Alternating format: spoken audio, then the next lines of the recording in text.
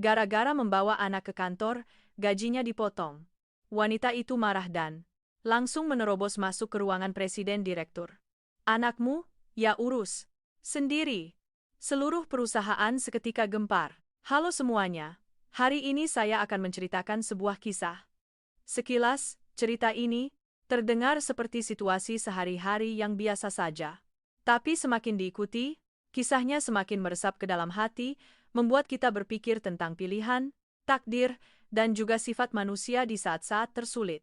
Di sebuah kota metropolitan, di mana gedung-gedung pencakar langit berjejer rapat, di mana jarak antara si kaya dan si miskin terkadang hanya selebar sebatang jalan, hiduplah sebuah keluarga konglomerat, keluarga Laksana, yang terkenal sebagai salah satu yang terkaya. Penerus generasi muda keluarga ini bernama Bima. Seorang pria yang punya segalanya. Uang, kekuasaan, dan penampilan, yang membuat siapapun menoleh saat melihatnya. Namun, yang membuat seluruh kalangan atas heboh bukanlah kesuksesannya, melainkan sebuah peristiwa yang terjadi tiba-tiba. Suatu hari, Bima mendadak pulang membawa 2 bayi yang baru lahir. Tak ada yang tahu siapa ibu dari kedua bayi itu. Tidak ada berita, tidak ada skandal, tidak ada penjelasan apapun. Yang semua orang tahu, sejak hari itu, di dalam vila megah puluhan hektar milik keluarga Laksana, muncul 2 nyawa mungil. Lalu sebuah pengumuman disebar, keluarga Laksana mencari pengasuh anak. Terdengar sederhana, tapi gaji yang ditawarkan mencapai 200 juta sebulan, disertai syarat-syarat yang luar biasa ketat, membuat seluruh kota gempar. Pada hari seleksi, di depan gerbang vila keluarga Laksana, orang-orang berkerumun memadati jalan. Ada ibu-ibu paruh baya, gadis-gadis muda, bahkan ada pula putri-putri dari keluarga berada yang berpakaian mewah. Siapapun yang melihat pasti heran, mengapa pekerjaan mengasuh anak bisa semenarik ini? Di tengah kerumunan itu, ada seorang gadis bernama Anya. Dia adalah seorang pengasuh profesional, bersertifikat lengkap, bahkan pernah belajar desain, bisa bermain piano, dan mahir berbahasa asing. Singkatnya, dia sangat kompeten. Anya sebenarnya tidak berniat datang, dia diseret oleh sahabatnya, Rina. Rina berbeda, dia lebih realistis, sedikit mata duitan, tapi sangat setia kawan. Berdiri di tengah keramaian, Anya tak bisa menahan rasa herannya. Dia berbisik pada Rina, bukannya ini lowongan pengasuh? Kenapa seramai ini? Rina tertawa kecil, lalu berbisik di telinga Anya, kamu ini polos sekali. Mereka datang bukan karena pekerjaannya. Anya mengerutkan kening. Lalu karena apa? Rina melirik ke arah vila megah di kejauhan, matanya sedikit berbinar. Karena Bima. Anya terdiam. Maksudmu? Rina mengangguk, suaranya mantap. Mereka bukan mau jadi pengasuh, mereka mau jadi istrinya. Mendengar itu, Anya hanya bisa menghela napas. Dia tidak tertarik dengan hal-hal semacam itu. Dia hanya butuh pekerjaan yang stabil dengan gaji yang cukup untuk mandiri. Dan yang lebih penting, untuk membantu bibinya yang telah merawatnya. Sejak kecil, hidup Anya tidak mudah. Orang tuanya meninggal saat ia masih kecil dan ia hidup menumpang pada bibinya, Bibi Ratna. Tumbuh dalam keadaan seperti itu membuatnya paham satu hal, untuk bisa hidup dengan baik, pertama-tama kau harus bisa berdiri di atas kakimu sendiri. Karena itu, saat mendengar ucapan Rina, Anya langsung ingin mundur. Sudahlah, aku pulang saja. Aku tidak cocok di tempat ini. Tapi Rina menahan tangannya. Sudah sampai sini, coba saja dulu. Kalau tidak diterima, baru pulang. Lalu dia menambahkan dengan suara pelan, gajinya 200 juta sebulan, kamu dan aku sama-sama butuh uang, kan? Anya terdiam. Benar, dia sangat butuh uang. Bukan untuk foya-foya, tapi untuk keluar dari status menumpang, agar bibinya tidak lagi harus mendengar sindiran dari keluarga suaminya. Akhirnya, ia pun memutuskan untuk bertahan. Proses seleksi berlangsung sangat ketat. Kelompok demi kelompok peserta gugur, ada yang usianya tidak memenuhi syarat, ada yang tidak punya pengalaman, ada yang hanya modal penampilan tapi tak tahu cara merawat anak. Akhirnya, yang tersisa kurang dari 10 orang. Anya adalah salah satunya. Saat gilirannya tiba, ia diantar masuk melewati pintu besar yang terbuka, menuju sebuah ruangan yang begitu mewah hingga membuat orang menahan napas. Dan di sana, pria yang duduk di tengah ruang tamu itu adalah Bima. Dia mengenakan pakaian serba hitam, wajahnya dingin, tatapannya tajam, hanya dengan melihatnya saja sudah cukup membuat orang merasa tertekan. Bima mengambil berkas lamaran Anya, membacanya sekilas, lalu mengangkat kepala dan menatap lurus ke arahnya. Anya. Iya, Pak. Kualifikasimu tidak buruk. Jadi, kenapa memilih jadi pengasuh? Pertanyaan yang lugas. Anya pun menjawab dengan sama lugasnya, karena uang. Tanpa berbelit-belit, tanpa ditutup-tutupi. Bima menatapnya sedikit lebih lama, lalu ia berdiri dan mendekat. Jarak di antara mereka hanya tersisa 1 langkah. Suaranya menjadi lebih berat. Apa? Kamu mau jadi istri saya? Anya terpaku, ia pikir ia salah dengar. Maaf, apa yang Bapak katakan? Bima tetap tenang. Saya butuh seorang ibu untuk anak-anak saya. Bukan pernyataan cinta, bukan pula lamaran. Hanya sebuah syarat, sebuah kontrak. Anya menatapnya, tatapannya kembali tenang. Maaf, saya tidak punya niat seperti itu. Jawaban yang tegas. Bima sedikit menyipitkan matanya tapi tidak berkata apa-apa. Lagi.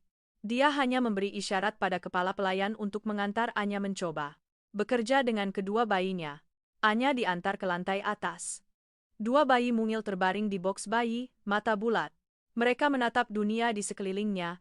Anya mendekat dengan lembut, mengulurkan tangannya. Suaranya melembut, "Halo, sayang." Tidak ada teknik yang rumit, hanya kesabaran dan kelembutan.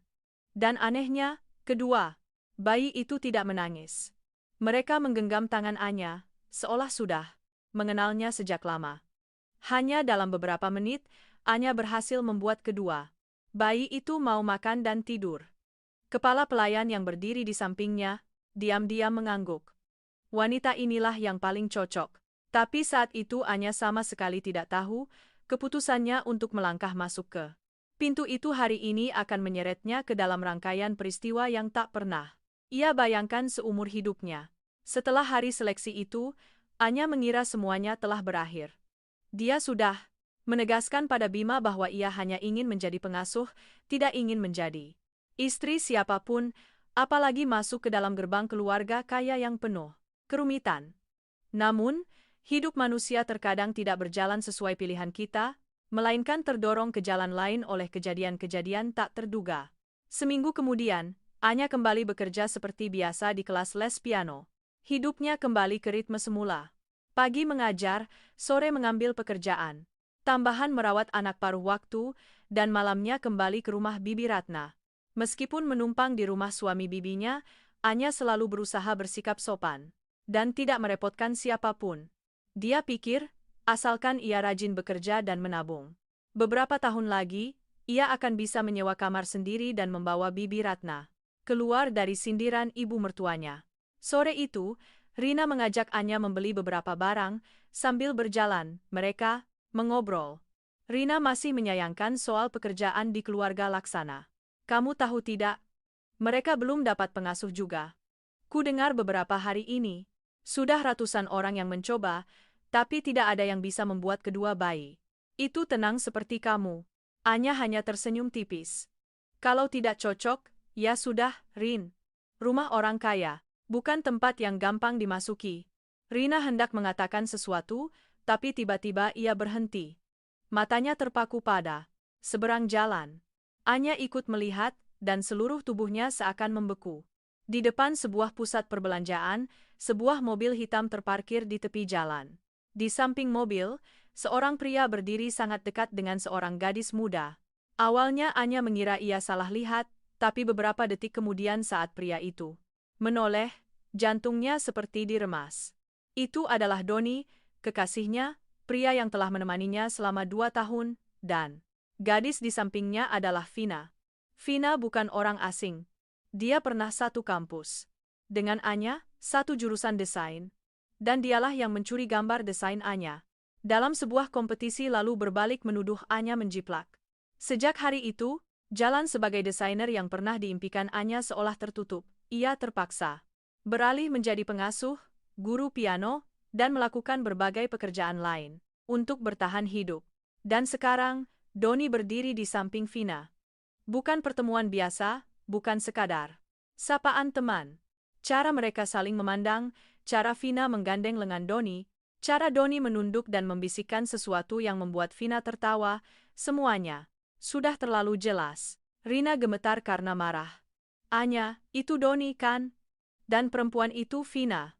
Astaga, mereka berdua. Kenapa mereka bisa melakukan ini padamu? Anya tidak menjawab. Ia berdiri mematung di tengah lalu lalang orang, mendengar suara klakson dan tawa di sekitarnya, tapi telinganya terasa berdengung. Selama 2 tahun ini, ia percaya Doni adalah satu-satunya orang yang memahaminya. Saat ia difitnah di dunia desain, Donilah yang menggenggam tangannya dan berkata, "Bahkan jika seluruh dunia membelakangimu, aku akan tetap percaya padamu." Saat ia ingin menyerah, Doni berjanji akan menunggunya bangkit. Ternyata, ucapan bisa semurah itu. Rina menarik tangannya. "Ayo, kita ke sana, kita minta penjelasan." Tapi saat mereka menyeberang jalan, mobil itu sudah melaju pergi. Anya berdiri di trotoar, menatap bayangan mobil yang menghilang, hatinya sakit tapi ia tak bisa menangis. Ada luka yang datang begitu cepat hingga air mata tak sempat jatuh, yang terasa hanya dingin yang merayap di dalam dirinya. Malam itu, Anya menerima telepon dari Rina. Suara Rina terdengar panik. "Anya, aku sudah tahu. Doni dan Vina ada di Hotel Grand Royal. Kamu ke sana sekarang, harus ada bukti. Jangan biarkan mereka menipumu seperti ini." Anya menggenggam ponselnya lama sekali. Ia tidak mau pergi, takut melihat sesuatu yang tak sanggup ia hadapi. Tapi jika terus diam, bukankah ia merendahkan dirinya sendiri? Akhirnya, Anya tetap pergi. Hotel Grand Royal terletak di pusat kota, gemerlap, dengan lampu, dipenuhi orang yang keluar masuk. Anya berdiri di lobi menunggu Rina, tapi teleponnya tidak diangkat. Beberapa saat kemudian, Rina mengirim pesan, "Kamar 888. Kamu naik duluan saja, aku ada urusan mendadak, tidak bisa langsung ke sana." Anya menatap pesan itu, tangannya sedikit gemetar.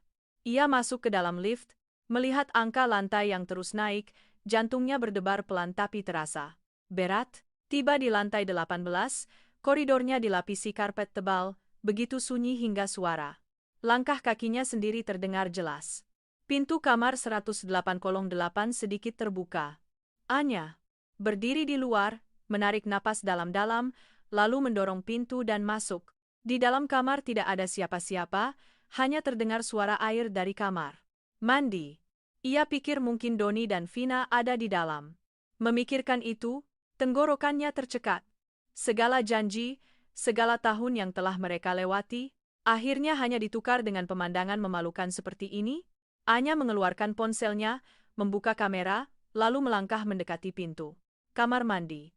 Ia tidak ingin melabrak, tidak ingin membuat keributan. Ia hanya ingin satu bukti, agar kelak jika Doni mencoba menyangkal, hatinya tidak akan luluh lagi. Pintu terbuka, tapi orang di dalamnya bukan Doni, bukan juga Vina, melainkan Bima. Anya membeku di tempat. Bima juga terkejut sesaat, lalu ia segera menarik handuk untuk menutupi tubuhnya. Tatapannya begitu dingin hingga membuat Anya ingin segera menghilang. "Maaf, saya salah masuk kamar," gagap Anya, wajahnya memerah, ia bergegas mundur. Tapi sebelum ia sempat lari, Bima sudah melangkah keluar dan mencengkeram pergelangan tangannya. Suaranya sedingin es. "Ini kamar 1008-8.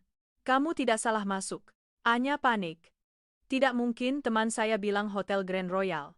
Bima menatapnya beberapa detik, lalu berkata-kata demi kata, "Ini Grand Royal Residence. Hotel Grand Royal ada di jalan sebelah." Anya rasanya ingin menggali lubang dan mengubur dirinya sendiri.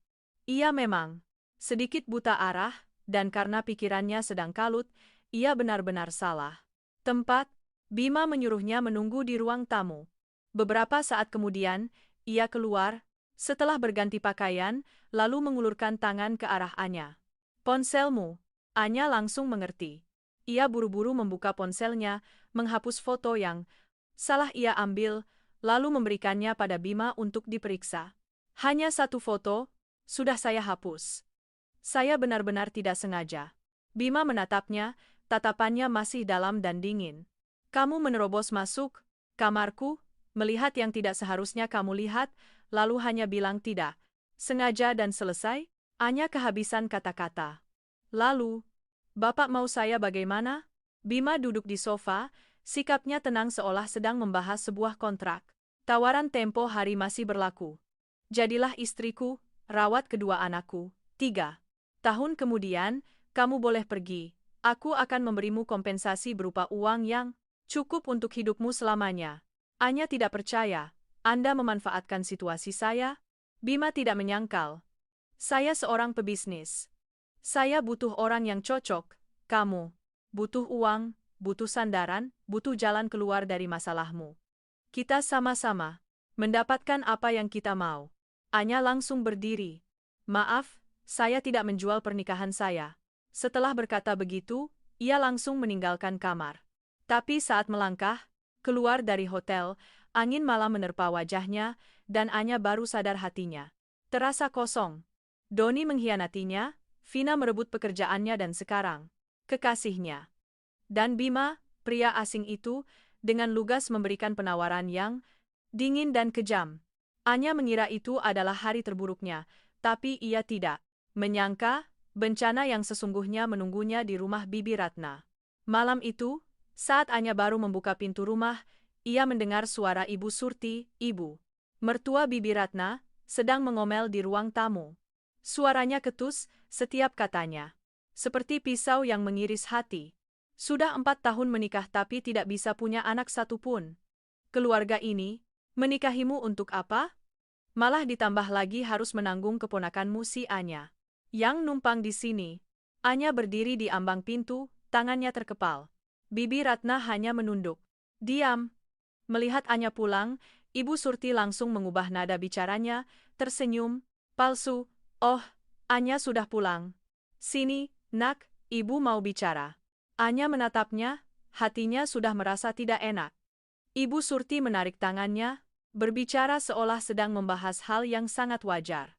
Kamu sayangkan sama Bibi Ratna seperti ibumu sendiri? Bibimu ini tidak bisa punya anak, bagaimana? Kalau kamu bantu bibimu sekali saja, lahirkan satu anak untuk pamanmu, nanti, biar bibimu yang merawat. Dengan begitu, rumah ini jadi damai, semua dapat berkah. Anya merasa seluruh tubuhnya mendingin. Bibi Ratna langsung berdiri, suaranya bergetar. Ibu, jangan bicara lagi. Hal ini tidak akan pernah saya setujui. Ibu Surti mencibir. Kalau tidak setuju, ya kamu yang melahirkan. Kalau tidak, bisa, jangan halangi orang lain menyelamatkan keluarga ini. Anya menatap Bibi Ratna, melihat mata wanita yang telah merawatnya sejak kecil. Itu memerah. Ia tidak ingin bibinya semakin sulit, jadi ia hanya berkata lirih, Ibu, tolong jangan bahas ini lagi. Saya tidak akan pernah setuju. Setelah itu, Anya membawa Bibi Ratna masuk ke kamar. Malam itu, mereka berdua duduk berdampingan untuk waktu yang lama. Bibi Ratna menggenggam tangan Anya, suaranya tercekat. Jangan masukkan ke hati omongan ibu, ya, Bibi tidak akan pernah membiarkan siapapun menyakitimu. Anya mengangguk, tapi hatinya terasa sangat berat. Ia tiba-tiba mengerti, ia tidak bisa selamanya tinggal di rumah ini. Hanya saja, ia belum tahu harus pergi kemana.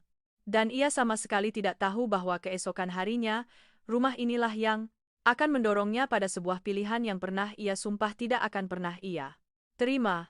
Malam itu, setelah Bibi Ratna tertidur, Anya masih terjaga, ia menatap langit-langit kamar, mendengar suara kipas angin yang berputar teratur, sementara pikirannya kalut. Terlalu banyak hal yang terjadi dalam satu hari, begitu bertubi-tubi hingga ia belum sempat mencernanya. Doni berkhianat, Vina, seperti bayangan yang terus mengikuti hidupnya, merampas semua yang pernah ia miliki.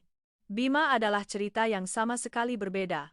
Pria yang tak bisa ia pahami, dingin, tegas, dan membuatnya merasa terancam. Namun, Yang paling membuat Anya lelah adalah rumah ini. Rumah yang pernah ia anggap sebagai tempat berlindung. Kini, setiap hari yang berlalu dipenuhi dengan kata-kata pedas, tatapan sinis, dan pemikiran yang membuatnya merasa dirinya seperti barang yang bisa ditawar. Anya memejamkan mata, menghela napas panjang. Ia berkata pada dirinya sendiri, ia harus pergi. Tapi pergi kemana, melakukan apa, dan dengan apa ia akan memulai lagi. Pertanyaan-pertanyaan itu terus berputar di kepalanya, membuatnya tak bisa tidur. Keesokan paginya, saat Anya baru keluar dari kamar, Ibu Surti sudah duduk di ruang tamu, seolah menunggunya.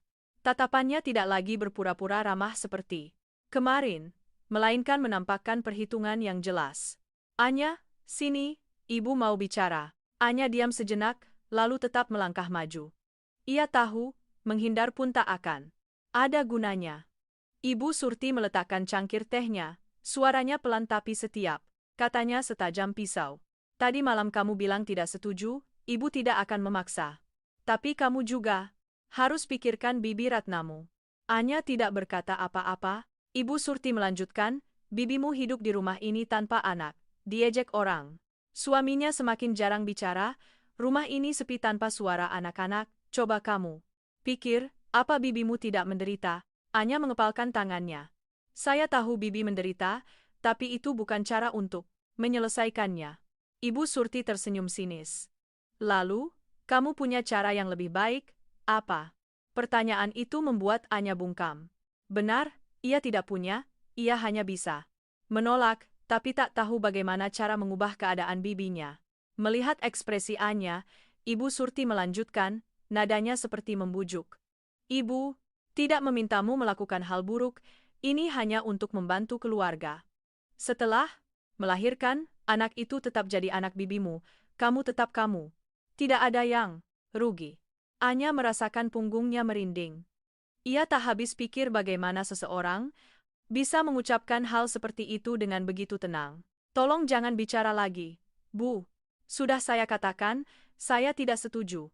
Anya berbalik hendak pergi, tapi Ibu Surti langsung mengubah nada bicaranya menjadi sengit. Kamu tidak setuju, lalu kamu mau makan dan tinggal di sini. Sampai kapan?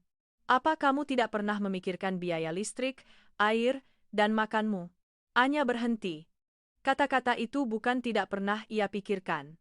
Ia selalu berusaha bekerja, memberikan sebagian gajinya, berharap bisa mengurangi beban. Tapi di mata Ibu Surti, ia tetaplah seorang benalu. Saya tidak akan tinggal di sini lagi, kata Anya pelan tapi jelas. Saya akan pindah. Ibu Surti tertawa keras. Pindah? Kamu pikir hidup di luar sana gampang, anak? Perempuan sepertimu, tanpa rumah, tanpa sandaran, bisa-bisa ditipu orang. Anya tidak menjawab. Ia langsung masuk ke kamarnya dan mulai mengemasi barang-barangnya. Tidak banyak, hanya beberapa setel pakaian, beberapa buku, dan barang-barang penting lainnya. Setiap barang memiliki kenangan, tapi kini ia tak punya waktu untuk mengenangnya. Bibi Ratna keluar dari kamarnya, melihat Anya berkemas, ia panik. Anya, kamu mau apa? Anya berbalik, mencoba menjaga suaranya tetap tenang. Aku mau pindah keluar. Sebentar, Bi. Aku sudah dapat tempat tinggal. Bibi Ratna memegang tangannya. Tidak boleh. Kalau kamu pergi, Bibi khawatir. Anya menatap bibinya, hatinya pilu. Bi, aku sudah dewasa. Aku tidak bisa di sini selamanya. Lagi pula, kalau aku di sini, Bibi juga jadi sulit. Bibi Ratna menggelengkan kepala, matanya memerah. Bibi tidak butuh kamu pergi, agar hidup Bibi mudah. Bibi hanya ingin kamu di sini, aman. Anya tak tahu harus berkata apa. Ia tahu bibinya tulus menyayanginya. Justru, karena itu, ia semakin tak ingin bibinya menanggung tekanan lebih besar lagi. Bi, aku janji akan baik-baik saja. Aku tetap bekerja, punya penghasilan, hanya pindah tempat tinggal saja. Bibi Ratna terdiam lama, lalu mengangguk pelan. Kalau begitu, jaga kesehatanmu. Baik-baik. Kalau ada apa-apa, hubungi Bibi. Anya memeluk bibinya, hatinya terasa perih. Ia menarik kopernya keluar dari rumah. Saat melangkah keluar dari pintu itu, Ia tahu mulai sekarang segalanya akan sangat berbeda. Tapi ia tidak menyangka perubahan itu akan datang secepat ini. Sore harinya, saat Anya sedang berdiri di depan sebuah kompleks kos-kosan tua, bimbang apakah akan menyewanya atau tidak, ponselnya berdering.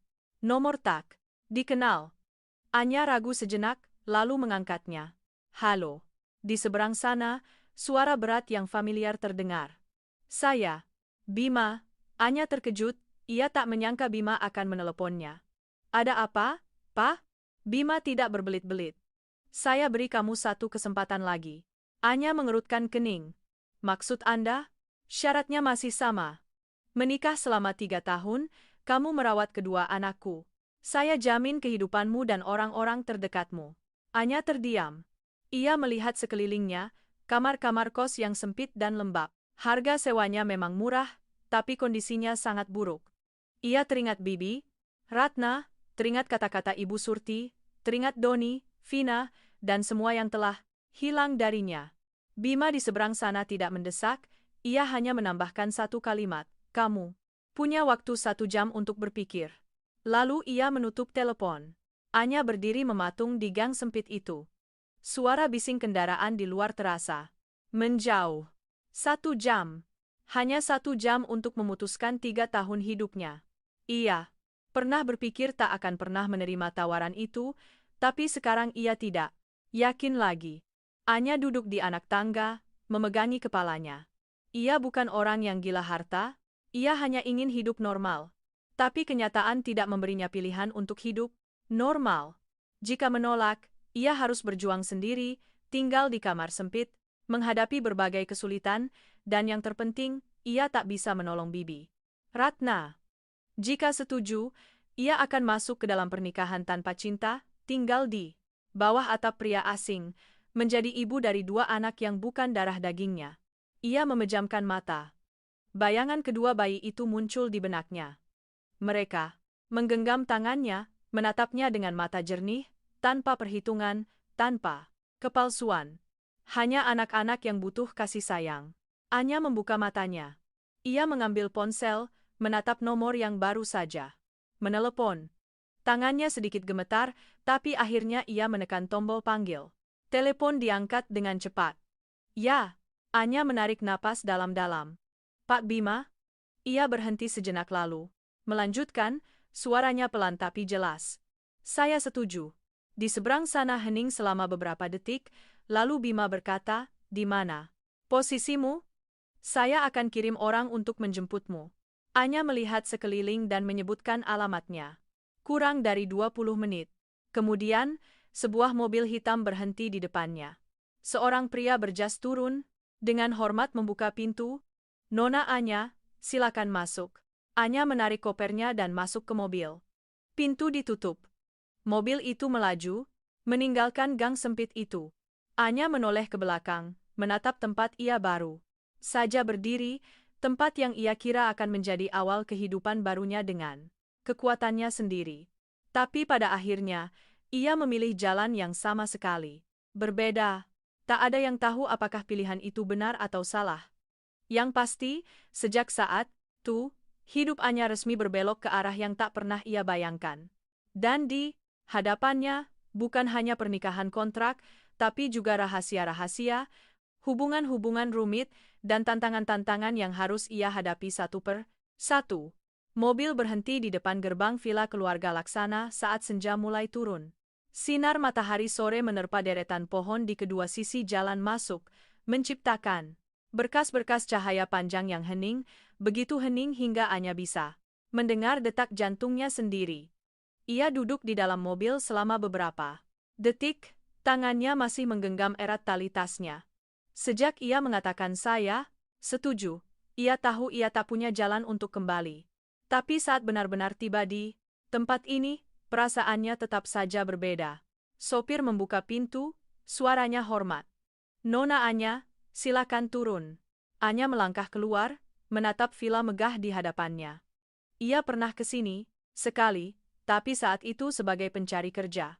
Sekarang, statusnya berbeda, bukan tamu, bukan orang luar, melainkan istri dari pemilik rumah. Pintu besar terbuka. Kepala pelayan sudah berdiri di dalam, menunduk ringan. Nona Anya, tuan muda sudah menunggu Anda. Anya mengangguk, menarik kopernya masuk. Ia mengikuti kepala pelayan melewati ruang tamu, menaiki tangga, lalu berhenti di depan sebuah ruangan besar. Pintu terbuka, Bima berdiri di dalam. Masih dengan setelan jas rapi, postur tegap, dan tatapan yang tenang. Ia menatap Anya sekilas, lalu berkata singkat, "Duduk." Anya meletakkan kopernya, duduk berhadapan dengan Bima. Di atas meja sudah tersedia 2 bundel kontrak. Bima mendorong satu ke arahnya, "Baca baik-baik." Anya membukanya. Setiap klausul tertulis dengan sangat jelas, pernikahan selama 3 tahun, tidak dipublikasikan. Ia bertanggung jawab merawat kedua anak, seperti ibu kandung. Tidak boleh mencampuri urusan pekerjaan Bima, dan tidak boleh merusak reputasi keluarga Laksana. Sebagai imbalannya, Bima akan memberinya sejumlah uang setelah kontrak berakhir, cukup untuk membuatnya tidak perlu khawatir tentang masa depan. Anya membaca baris demi baris dengan sangat lambat, bukan karena tidak mengerti, tapi karena ia bertanya pada dirinya sendiri, apakah ia benar-benar bisa menerima kehidupan seperti ini? Bima tidak mendesak, ia duduk diam mengamatinya. Beberapa saat kemudian, Anya menutup bundel kontrak itu. "Anda sudah menyiapkannya sejak awal?" Bima mengangguk. "Saya tidak suka membuang waktu." Jawaban yang sangat sesuai dengan karakternya. Lugas, jelas, tanpa basa-basi. Anya menatapnya. "Lalu, bagaimana jika hari ini saya tidak menelepon kembali?" Bima tersenyum tipis. "Saya akan mencari orang lain." Kalimat itu membuat Anya sedikit terenyuh. Bukan karena tersinggung, tapi karena ia mengerti. Baginya, Anya bukan satu-satunya, hanya yang paling cocok saat ini. "Anda tidak takut saya berubah pikiran di tengah jalan?" Bima menatap lurus ke matanya. "Kamu tidak akan melakukannya." Anya tersenyum kecil. "Anda seyakin itu?" "Bukan yakin. Ini soal menilai karakter orang." Suasana di antara mereka hening selama beberapa detik. Anya menunduk, mengambil pena. "Baik, saya tanda tangan." Goresan penanya tegas, tidak gemetar. Ia tahu apa yang sedang ia lakukan dan tahu apa harganya. Bima mengambil kontrak itu, lalu membubuhkan tanda tangannya. Semuanya berlangsung cepat dan efisien, seperti sebuah transaksi bisnis. Tanpa emosi, tanpa seremoni, hanya 2 orang asing yang terikat oleh selembar kertas. Setelah selesai, Bima berdiri. "Ayo pergi." Anya mendongak. "Kemana?" "Mencatatkan pernikahan." Anya sedikit terkejut. "Sekarang?" Bima menatapnya, tatapannya tak berubah. "Saya tidak suka menunda-nunda." Anya tidak berkata apa-apa lagi. Ia berdiri dan mengikutinya keluar. Mobil kembali melaju. Kali ini bukan ke tempat asing, tapi ke tempat yang akan mengesahkan sebuah hubungan yang ia sendiri belum sempat pahami. Kantor pencatatan sipil tidak terlalu ramai. Semua prosedur diproses dengan sangat cepat. Saat petugas memberikan lembar terakhir, Anya menatap kolom kosong. Tempat ia harus menandatangani. Kali ini, tangannya sedikit berhenti. Hanya sesaat. Lalu ia menandatanganinya.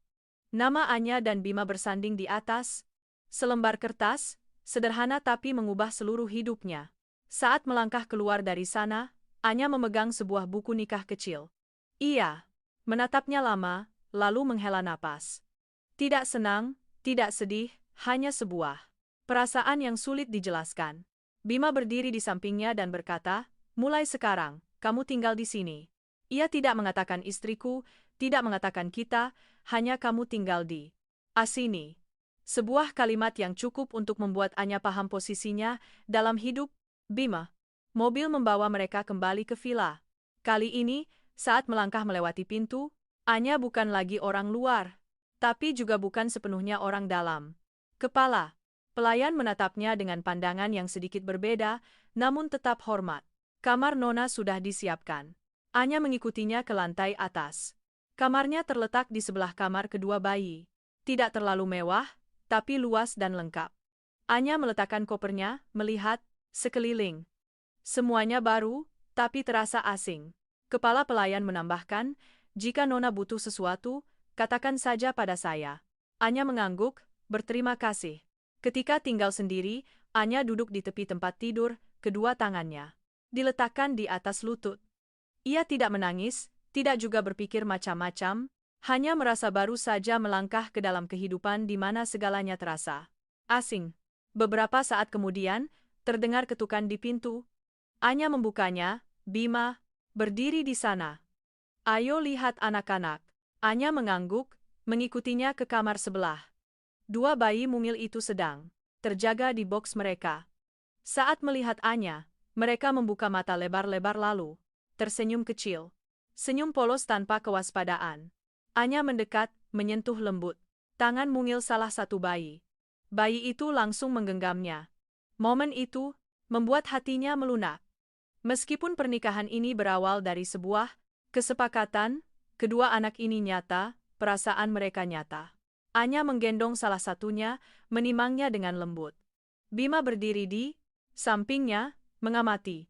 Ia tidak berkata apa-apa, tapi tatapannya sedikit melembut. Mereka belum terbiasa dengan orang asing, katanya. Anya menggeleng. Anak-anak tidak membedakan orang asing atau bukan, mereka hanya bisa merasakan siapa yang tulus. Bima terdiam. Mungkin ucapan itu menyentuh sesuatu dalam dirinya. Anya meletakkan bayi itu, lalu menoleh pada Bima. Mulai sekarang, saya akan merawat mereka. Anda tidak perlu khawatir. Bima menatapnya. Bukan saya tidak khawatir. Tapi saya memilihmu agar saya bisa tenang. Untuk pertama kalinya, Anya mendengar nada suara Bima yang tidak lagi sedingin sebelumnya. Bukan hangat tapi setidaknya tidak lagi berjarak. Malam itu, Anya tidak langsung kembali ke kamarnya. Ia tinggal bersama pengasuh lain untuk merawat kedua bayi. Ia memberi mereka makan, mengganti popok, menidurkan mereka. Setiap gerakannya terasa biasa dan alami, seolah ia sudah lama melakukannya. Pengasuh lain menatapnya dengan kagum. Nona sangat pandai. Anya hanya tersenyum tipis.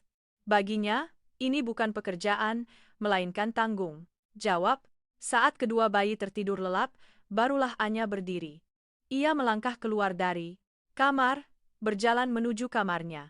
Koridor panjang, diterangi lampu kuning yang lembut, suasananya sunyi. Anya berhenti di depan pintunya, menoleh ke arah kamar kedua bayi. Ia tahu, mulai hari ini, hidupnya akan berpusat pada mereka dan pria dingin itu. Sebuah kehidupan baru, tanpa cinta, tanpa pilihan, tapi mungkin.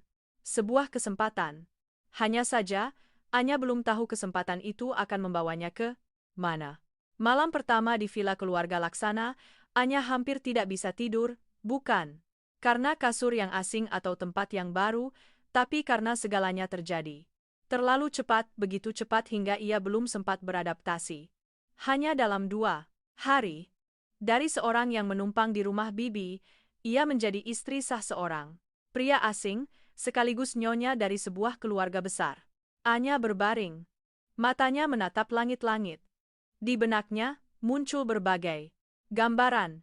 Dari penandatanganan kontrak, buku nikah kecil di tangannya hingga tatapan Bima saat berkata, "Saya memilihmu agar saya bisa tenang." Ia tidak tahu apakah ia pantas mendapatkan kepercayaan seperti itu, tapi ia tahu satu hal. Mulai sekarang, ia tidak boleh lemah. Menjelang tengah malam, dari kamar sebelah terdengar suara tangisan. Suara tangis bayi yang tidak keras, tapi di tengah keheningan malam, terdengar sangat jelas. Anya langsung bangkit, bahkan sebelum sempat memakai sandal, ia sudah berlari ke kamar kedua bayi. Pengasuh lain sedang mencoba menenangkan, tapi semakin ditenangkan, bayi itu semakin menangis kencang. Anya mendekat, berkata dengan lembut, "Biar saya." Ia menggendong bayi itu, satu tangan menopang kepala, tangan lain menepuk punggungnya pelan. Suaranya pelan dan berirama. "Tidak apa-apa, sayang. Ada ibu di sini." Tidak ada teknik yang rumit, hanya kesabaran dan ritme yang menenangkan. Beberapa menit kemudian, tangisannya mereda, lalu berhenti. Bayi yang satunya juga tidak ikut menangis, hanya menatap Anya dengan mata berbinar. Pengasuh itu menghela napas lega. Nona memang punya cara sendiri. Setiap malam, begini, kedua tuan muda pasti menangis, ditenangkan bagaimanapun tidak mau. Diam. Anya mengangguk kecil. Anak-anak belum terbiasa dengan ritme tidur, dan mereka juga kurang merasa aman. Pengasuh itu terkejut. Kurang merasa aman? Anya menatap kedua bayi itu, suaranya mengecil. Iya, mereka tidak punya ibu di sisi mereka sejak awal, jadi gampang kaget dan cemas. Apalagi di malam hari. Pengasuh itu terdiam. Kata-kata itu bukan sesuatu yang dipikirkan semua orang. Anya meletakkan kedua bayi itu, duduk di samping boks mereka, lalu menyanyikan lagu Nina Bobo.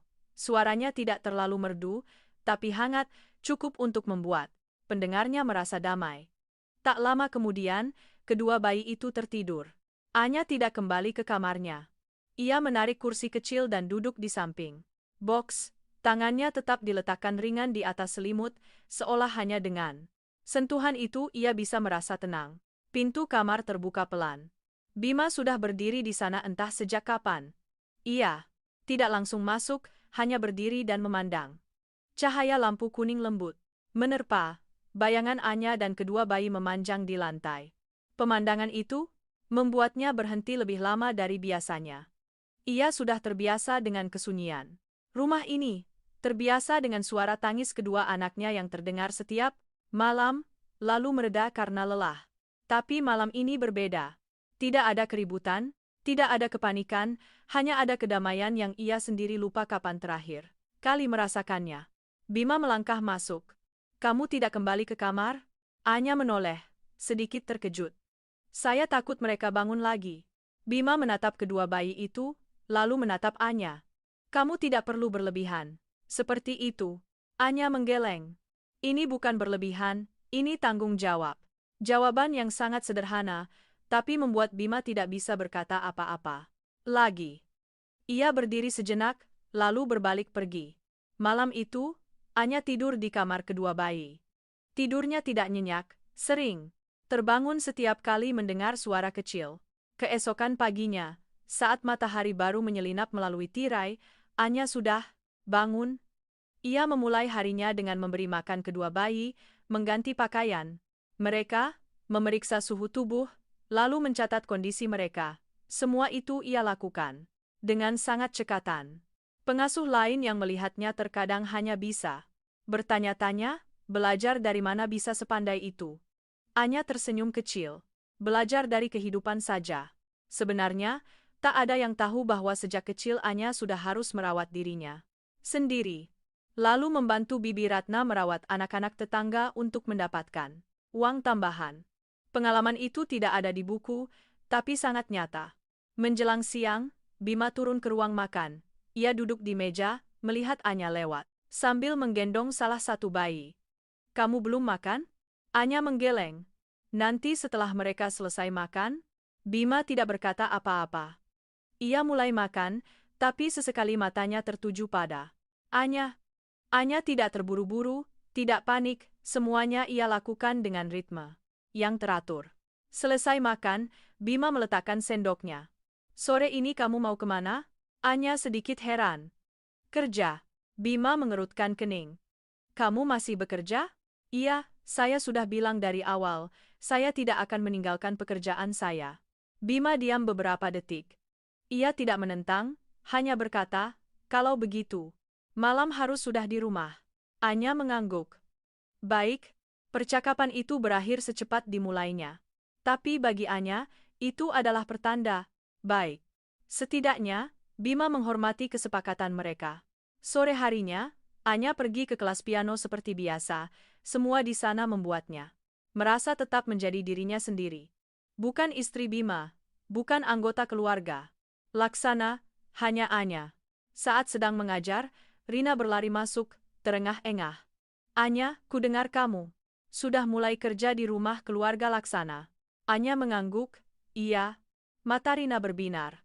Benaran? Gajinya bagaimana? Bisa ketemu Bima terus dong? Anya tersenyum kecil. Rin, aku ke sana untuk bekerja, bukan untuk bermimpi. Rina cemberut. Kamu ini selalu saja realistis. Lalu ia merendahkan suaranya, tapi Doni mencarimu. Anya berhenti sejenak. Mencari aku untuk apa? Tidak tahu, tapi katanya dia sampai datang ke tempat tinggalmu yang lama untuk bertanya. Anya terdiam. Ia tidak lagi merasakan apa-apa saat mendengar nama Doni, hanya merasa semuanya sudah berlalu. Aku tidak mau bertemu, kata Anya. Rina menatapnya, lalu mengangguk. Iya, tidak bertemu juga lebih baik. Selesai mengajar, Anya pulang. Langit sudah gelap. Saat baru melangkah keluar gerbang, ia melihat mobil yang dikenalnya terparkir di sana. Doni berdiri di sampingnya. Melihat Anya, ia langsung mendekat. Anya! Suaranya masih sama, tapi bagi Anya terasa asing. Kita bisa bicara. Sebentar? Anya menatapnya, tatapannya tenang. Tidak perlu. Doni terlihat canggung. Aku tahu kamu salah paham soal hari itu. Anya memotong, aku tidak salah paham. Suaranya lembut tapi jelas. Aku melihatnya. Doni terdiam. Beberapa saat kemudian, ia berkata, aku melakukan itu demi masa depan kita. Anya tertawa kecil, sangat pelan. Tidak perlu bicara lagi. Ia menatap lurus ke mata Doni. Aku tidak butuh orang sepertimu untuk punya masa depan. Setelah berkata begitu, ia berbalik pergi. Doni hanya berdiri di sana, tidak mengejar. Anya melangkah satu persatu. Kali ini, ia tidak merasa sakit, hanya merasa lega seolah baru saja melepaskan beban yang sudah lama menekannya. Mobil dari keluarga Laksana sudah menunggu. Anya masuk, pintu ditutup, dan hari baru kembali dimulai. Ia tahu, apa yang menantinya di depan tidak akan sederhana.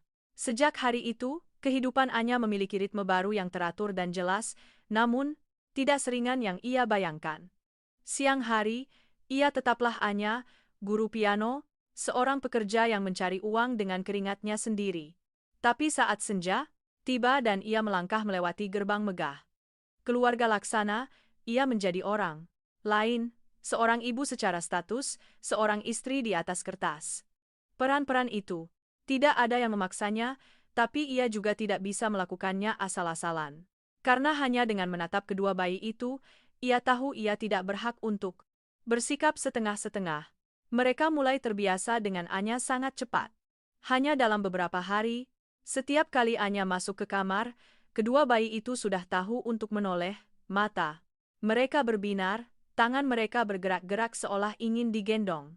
Terkadang, pengasuh lain sudah berusaha menenangkan tapi mereka tetap menangis. Namun, begitu Anya menggendongnya dan mengucapkan satu kalimat, mereka langsung diam. Seluruh villa perlahan berubah. Setidaknya di malam hari, tidak ada lagi suara tangisan yang berkepanjangan, tidak ada lagi adegan orang dewasa yang kelelahan menenangkan bayi. Sebagai gantinya, ada keheningan dan sesekali tawa kecil yang sangat lembut, cukup untuk membuat suasana terasa hangat. Bima menyadari itu. Ia tidak mengatakannya, tapi setiap kali melewati kamar bayi dan melihat lampu masih menyala, melihat Anya duduk di samping box bayi sambil berbicara dengan mereka seolah mereka mengerti segalanya, ia selalu berhenti. Sejenak. Tidak masuk, hanya memandang. Ada hal-hal yang tidak perlu diinterupsi. Suatu malam, saat Anya baru saja menidurkan kedua bayi dan hendak meninggalkan kamar, ia melihat Bima bersandar di pintu. Ia sedikit terkejut. Anda sudah di situ sejak tadi? Bima tidak menjawab pertanyaan itu. Ia menatap kedua bayi, lalu berkata, hari ini mereka tidur lebih awal. Anya mengangguk. Siang tadi waktu tidur mereka saya kurangi, jadi malamnya lebih mudah terlelap. Bima diam beberapa detik. Kamu belajar hal-hal ini dari mana? Anya bersandar ringan di box bayi, suaranya tenang. Bukan belajar, tapi terbiasa. Ia tidak menjelaskan lebih lanjut, tapi Bima mengerti. Ada pengalaman yang tidak akan didapat jika hidup terlalu mudah. Ia tidak bertanya lagi, hanya berkata, kerja bagus. Dua kata singkat. Tapi, untuk orang seperti Bima, itu adalah pengakuan yang langka. Anya tidak bereaksi berlebihan, hanya menjawab ia pelan. Ia tidak butuh pujian, ia hanya perlu melakukan tugasnya dengan benar. Tapi sejak malam itu, ia mulai merasa tatapan Bima tidak lagi sepenuhnya sedingin dulu. Bukan hangat, tapi juga tidak lagi berjarak seperti di awal.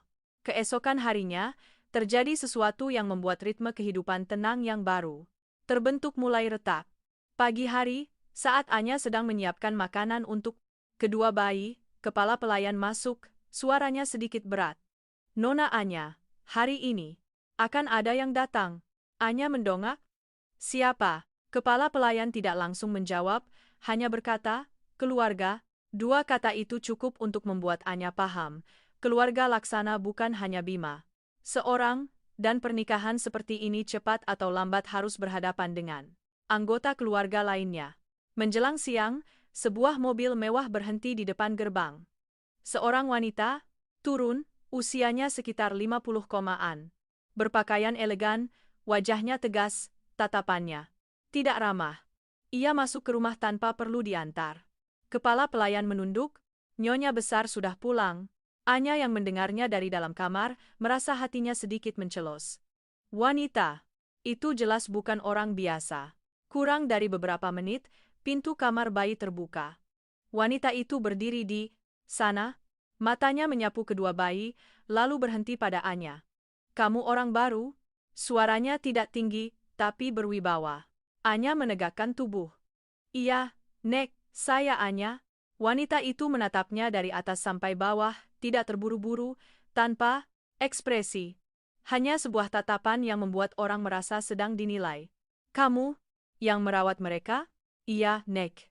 Ia mendekat, menatap kedua bayi yang sedang tidur. Beberapa saat kemudian ia menoleh pada Anya. "Kudengar kamu bisa membuat mereka tidur nyenyak."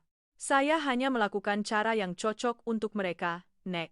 Wanita itu mendengus pelan. Tidak jelas apakah puas atau tidak. Saat itu, Bima masuk. "Oma." Anya sedikit terkejut. "Oma." Berarti wanita di hadapannya adalah orang dengan posisi tertinggi di keluarga ini. Oma menatap Bima, suaranya tak berubah. "Kudengar kamu sudah menikah, bukan?" Bertanya melainkan pernyataan. Bima mengangguk, "Benar." Oma menoleh pada Anya. "Dia?" Anya menunduk ringan. "Iya, Nek." Oma menatap mereka berdua, lalu berkata pelan. "Tanpa pesta, tanpa pengumuman. Kamu semakin sembrono saja."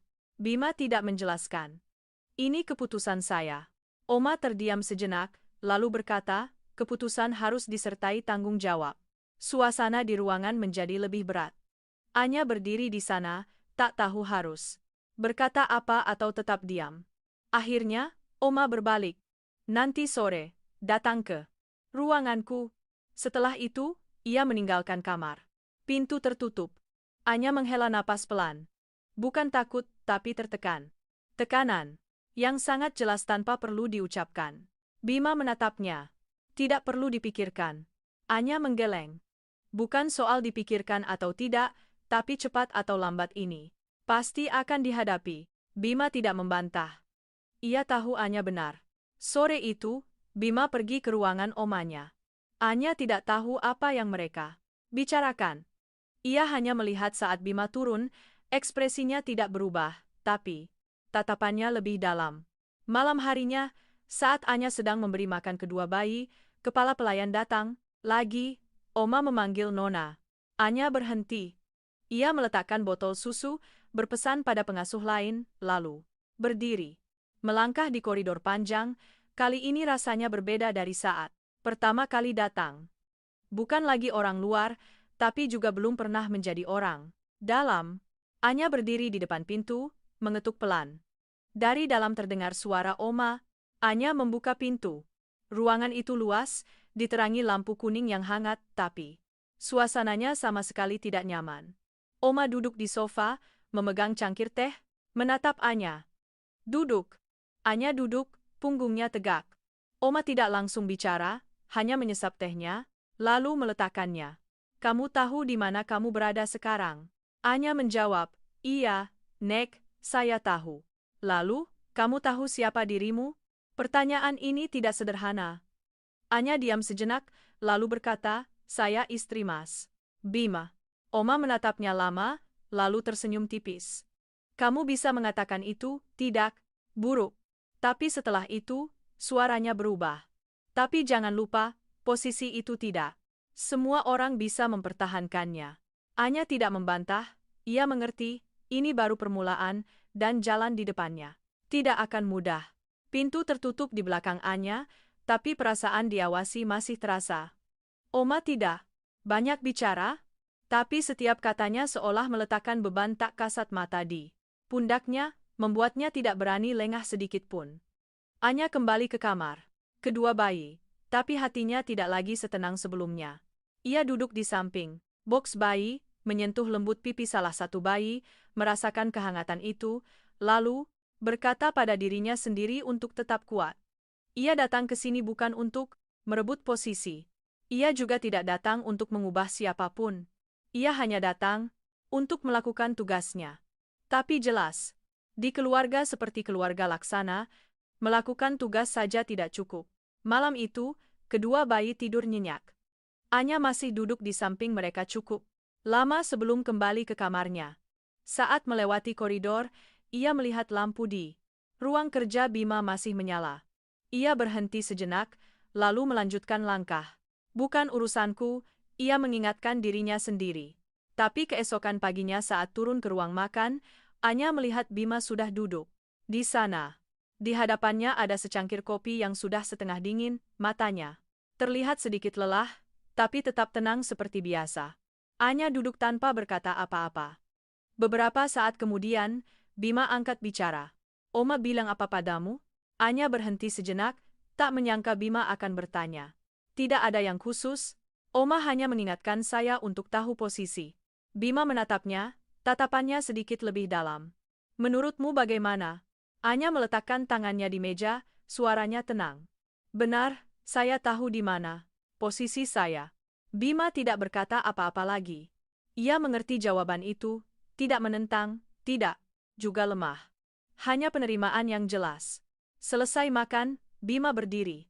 Sebelum pergi, ia hanya berkata, hari ini saya pulang malam. Anya mengangguk, iya. Percakapan di antara mereka selalu sesingkat itu, tapi suasananya tidak lagi sama seperti hari-hari pertama. Siang harinya, saat Anya sedang menidurkan kedua bayi, kepala pelayan datang. Lagi. Nona Anya, Oma ingin bertemu Anda di ruang tamu. Anya meletakkan bayi itu, merapikan selimutnya, lalu berdiri. Ia tahu, masalah ini belum selesai. Ruang tamu yang luas, cahaya matahari masuk melalui tirai tipis, menciptakan suasana yang terang namun dingin. Oma duduk di kursi utama, di sampingnya ada seorang wanita lain berusia sekitar 40 kutan, berpakaian mewah, dengan tatapan yang tajam. Anya masuk, menunduk ringan. Selamat siang, Oma. Oma tidak langsung menjawab, hanya menatapnya lalu menoleh pada wanita di sampingnya. Ini menantu pilihan Bima. Wanita itu menatap Anya dari atas ke bawah, lalu tersenyum sinis, kelihatannya biasa saja. Kalimat itu diucapkan pelan, tapi cukup untuk dipahami. Anya tidak bereaksi. Ia berdiri diam, menjaga sikapnya. Oma angkat bicara. Ini tantenya Bima. Anya menunduk. Selamat siang, Tante. Wanita itu tidak menjawab, hanya bertanya, pekerjaanmu apa? Saya guru piano dan pengasuh anak. Mendengar itu, wanita itu tersenyum kecil, suaranya sedikit ditarik. Oh, pengasuh. Dua kata itu ia tekankan dengan sangat jelas, seolah ingin mengingatkan Anya dari mana asalnya. Suasana di ruangan menjadi lebih berat. Oma meletakkan cangkir tehnya, suaranya pelan. Saya tidak peduli dari mana asalmu, tapi sudah masuk ke keluarga Laksana, harus tahu cara menjaga nama baik. Anya mengangguk. Iya, Nek, saya mengerti. Wanita itu menyela. Mengerti itu harus bisa dilakukan, jangan sampai orang luar bilang keluarga Laksana mengambil menantu yang tidak sepadan. Anya mengangkat kepala, menatap lurus. Tatapannya tidak menantang tapi juga tidak menghindar. Saya akan berusaha.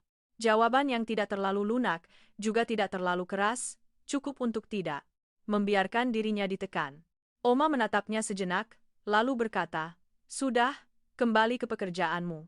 Anya menunduk, berbalik, dan meninggalkan ruangan. Saat melangkah keluar, barulah ia bisa bernapas sedikit lega. Bukan karena takut, tapi karena ia mengerti Mulai hari ini ia tidak hanya akan menghadapi tatapan dari luar, tapi juga dari orang-orang di dalam rumah ini. Sore harinya, Anya kembali ke kamar kedua bayi. Ia duduk, menggendong salah satunya, menimangnya dengan lembut. Bayi itu menggenggam tangannya dan tersenyum. Senyum itu membuat segalanya terasa lebih sederhana. Setidaknya di kamar ini, tidak ada penilaian, tidak ada perbedaan, hanya ada kepercayaan yang naluriah. Malam itu, Bima pulang telat seperti yang dikatakannya. Saat ia masuk ke kamar, Anya sedang duduk di lantai, kedua bayi terbaring di sampingnya, tangan dan kaki mereka bergerak-gerak sambil tertawa kecil. Anya sedang berbicara dengan mereka, suaranya lembut seolah sedang bercerita. Bima berhenti di pintu, tidak bersuara, hanya memandang. Beberapa saat kemudian, Anya mendongak dan melihatnya. "Kamu sudah pulang?" Bima mengangguk. "Iya." Ia masuk dan duduk di kursi. "Bagaimana mereka hari ini?" "Baik. Makan dan tidur dengan baik." Jawab Anya singkat, lalu ia menatap Bima. Sejenak, seperti sedang menimbang sesuatu. Akhirnya ia berkata, "Hari ini saya bertemu Oma dan tantemu." Bima tidak terkejut. Ia hanya bertanya, "Mereka bilang apa?" Anya tersenyum kecil. "Tidak ada yang baru. Hanya mengingatkan saya untuk ingat siapa diri saya." Bima terdiam. Beberapa saat kemudian ia berkata, "Tidak perlu terlalu dipikirkan." Anya menggeleng. "Saya tidak memikirkannya, tapi saya juga tidak mau diremehkan." Bima menatapnya. Kali ini tatapannya berbeda, bukan menilai, tapi memperhatikan. "Apa yang akan kamu lakukan?" Anya menunduk, merapikan selimut bayi. "Tidak melakukan apa-apa, hanya melakukan pekerjaan saya dengan baik." Jawaban sederhana itu membuat Bima tidak bisa berkata apa-apa lagi. Ia menatapnya sejenak, lalu berdiri. "Tidurlah lebih awal." Anya mengangguk. Malam itu, saat kembali ke kamarnya, Anya duduk lama di dekat jendela. Di luar, kota masih terang benderang. Kehidupan orang lain terus berjalan seperti biasa. Sementara ia berada di tengah pusaran yang ia sendiri tidak tahu di mana ujungnya. Tapi kali ini, ia tidak merasa bingung seperti sebelumnya. Karena ia sudah punya sesuatu untuk dipertahankan. Bukan posisi, bukan status, melainkan kedua bayi itu dan harga dirinya sendiri. Ia tidak butuh pengakuan siapapun, tapi ia tidak akan membiarkan siapapun meremehkannya. Beberapa hari setelahnya, Anya tidak lagi membiarkan dirinya terpengaruh oleh kata-kata atau tatapan orang lain. Ia sadar betul, di tempat seperti keluarga Laksana, jika ia terus memikirkan setiap ucapan dan pandangan, ia hanya akan kelelahan. Ia memilih cara yang lebih sederhana, melakukan tugasnya dengan baik. Cukup itu saja. Setiap pagi, ia bangun lebih awal dari semua orang di rumah. Bukan karena diperintah, tapi karena kedua bayi sudah terbiasa dengan ritme yang ia ciptakan. Ia memeriksa suhu kamar, menyiapkan susu, menggendong mereka satu persatu untuk makan, sambil terus mengajak mereka bicara seolah mereka mengerti. Awalnya para pelayan di rumah merasa aneh, tapi lama-kelamaan mereka terbiasa dengan pemandangan itu. Seorang gadis muda yang pendiam, tidak pamer, tapi selalu ada di samping kedua tuan muda. Dan yang terpenting, kedua bayi itu benar-benar lengket padanya. Mereka tidak menangis saat bersamanya, bahkan hanya dengan mendengar suaranya, mereka sudah merasa lebih tenang. Seluruh villa seolah ikut berubah, setidaknya di sudut-sudut kecil seperti itu. Namun, tidak semua orang melihatnya secara positif. Suatu siang, saat Anya berada di kamar bayi, pengasuh senior masuk, suaranya sedikit ragu. "Nona Anya, Oma ingin Nona turun ke ruang makan." Anya berhenti sejenak. Bukan karena takut, tapi karena ia tahu panggilan seperti itu tidak pernah menjadi hal yang sederhana. Ia merapikan selimut kedua bayi, berpesan pada pengasuh lain, lalu melangkah keluar. Di ruang makan hari ini ada lebih banyak orang. Selain Oma dan Tante Bima, ada beberapa kerabat lain. Suasananya cukup formal, cukup untuk membuat Anya merasa ini bukan makan siang biasa. Saat Anya masuk, semua mata tertuju padanya. Tidak ada yang langsung bicara, hanya memandang, seolah sedang menimbang dan membandingkan. Anya menunduk ringan. Selamat siang, Oma, semuanya. Oma mengangguk. Duduk. Anya duduk di kursi yang agak di ujung meja. Tidak ada yang mempersilakan, tidak. Ada yang memperkenalkan. Tapi ia tidak terlihat canggung. Ia hanya duduk di tempat yang semestinya. Beberapa saat kemudian, Tante Bima angkat bicara. Kudengar akhir-akhir ini, kedua anak itu jauh lebih tenang. Oma menatap Anya. Itu berkat dia. Kalimat itu bukan pujian, hanya sebuah pengakuan fakta. Anya menjawab pelan. Saya hanya melakukan apa yang harus dilakukan. Seorang wanita lain menyela, nadanya penasaran. Kamu pandai sekali merawat? Anak, pasti sudah pernah punya anak, ya? Pertanyaan itu membuat seisi meja hening sejenak. Anya menatap wanita itu, lalu menjawab dengan tenang. Belum, Bu. Wanita itu mengangkat alis. Belum punya anak tapi bisa seperti ini, hebat. Juga. Anya tidak menanggapi lebih lanjut. Ia tahu pertanyaan seperti itu bukan untuk mencari tahu, tapi untuk menguji. Beberapa saat kemudian, Tante Bima berkata lagi. Menjadi pengasuh dan menjadi ibu yang sebenarnya itu sangat berbeda. Anya meletakkan tangannya di meja, suaranya tetap tenang. Iya, Tante, saya paham. Paham, tapi belum tentu bisa melakukannya. Kali ini kalimatnya lebih jelas, seperti sebuah peringatan. Anya tidak membantah, ia hanya berkata, saya akan berusaha melakukan yang terbaik. Tanpa perdebatan, tanpa penjelasan, hanya sebuah jawaban yang cukup. Untuk mengakhiri topik, Oma menatapnya, tatapannya sedikit berubah. Bukan simpati, tapi juga tidak lagi seketat sebelumnya. Makan siang berakhir dengan cepat. Semua orang pergi, tidak ada yang menahan Anya. Ia berdiri, menunduk memberi salam, lalu kembali ke kamar bayi. Saat masuk, dan melihat kedua bayi masih tertidur pulas, barulah Anya bisa bernapas sedikit lega. Ia duduk di samping box, menatap mereka lama. Ia tidak tahu sejauh mana ia bisa melakukannya dengan baik, tapi setidaknya ia tidak akan membiarkan siapa pun mengatakan ia tidak berusaha. Sore itu, Anya tetap pergi mengajar seperti biasa. Kehidupan di luar membuatnya merasa lebih leluasa. Tidak ada tatapan yang menginspeksi, tidak ada kalimat berlapis makna, hanya ada suara piano, suara murid, dan hal-hal sederhana. Namun, saat selesai mengajar dan melangkah keluar, ia melihat seseorang yang tidak ingin ia temui. Vina. Ia berdiri bersandar di mobil, tatapannya penuh selidik. Lama tidak bertemu. Anya berhenti. Tidak terkejut, tidak juga menghindar. Ada perlu apa? Vina tersenyum tipis. Ku dengar kamu kerja di keluarga Laksana. Anya tidak menjawab. Vina mendekat, suaranya lebih pelan. Hebat juga. Dari desainer, beralih jadi pengasuh, lalu bisa naik ke posisi itu. Kata posisi itu ia tekankan dengan sangat jelas. Anya menatap lurus ke arahnya. Kamu mau bilang apa? Vina mengangkat bahu. Tidak ada. Hanya mau mengingatkanmu, ada tempat-tempat yang tidak bisa kamu pijak dengan kokoh hanya karena berhasil masuk. Anya tidak marah, ia hanya berkata, terima kasih sudah mengingatkan, lalu ia berjalan melewatinya, tanpa menoleh. Vina yang ditinggalkan di sana, raut wajahnya menjadi gelap. Ia tidak menyangka Anya akan setenang itu, tidak bereaksi, tidak berdebat, seolah kata-katanya tidak mempan. Mobil dari keluarga Laksana sudah menunggu. Anya masuk, matanya menatap keluar jendela. Kota masih ramai, orang-orang berlalu lalang dengan ceritanya masing-masing, sementara ia berada di tengah cerita yang ia sendiri belum tahu akan berakhir seperti apa. Saat tiba di villa, hari sudah mulai gelap. Anya bergegas naik ke lantai atas. Begitu membuka pintu kamar bayi, ia mendengar suara tangisan yang tidak keras, tapi terdengar panik. Ia segera mendekat, menggendong salah satunya. Ada apa? Pengasuh lain tampak bingung. Tidak tahu, Nona.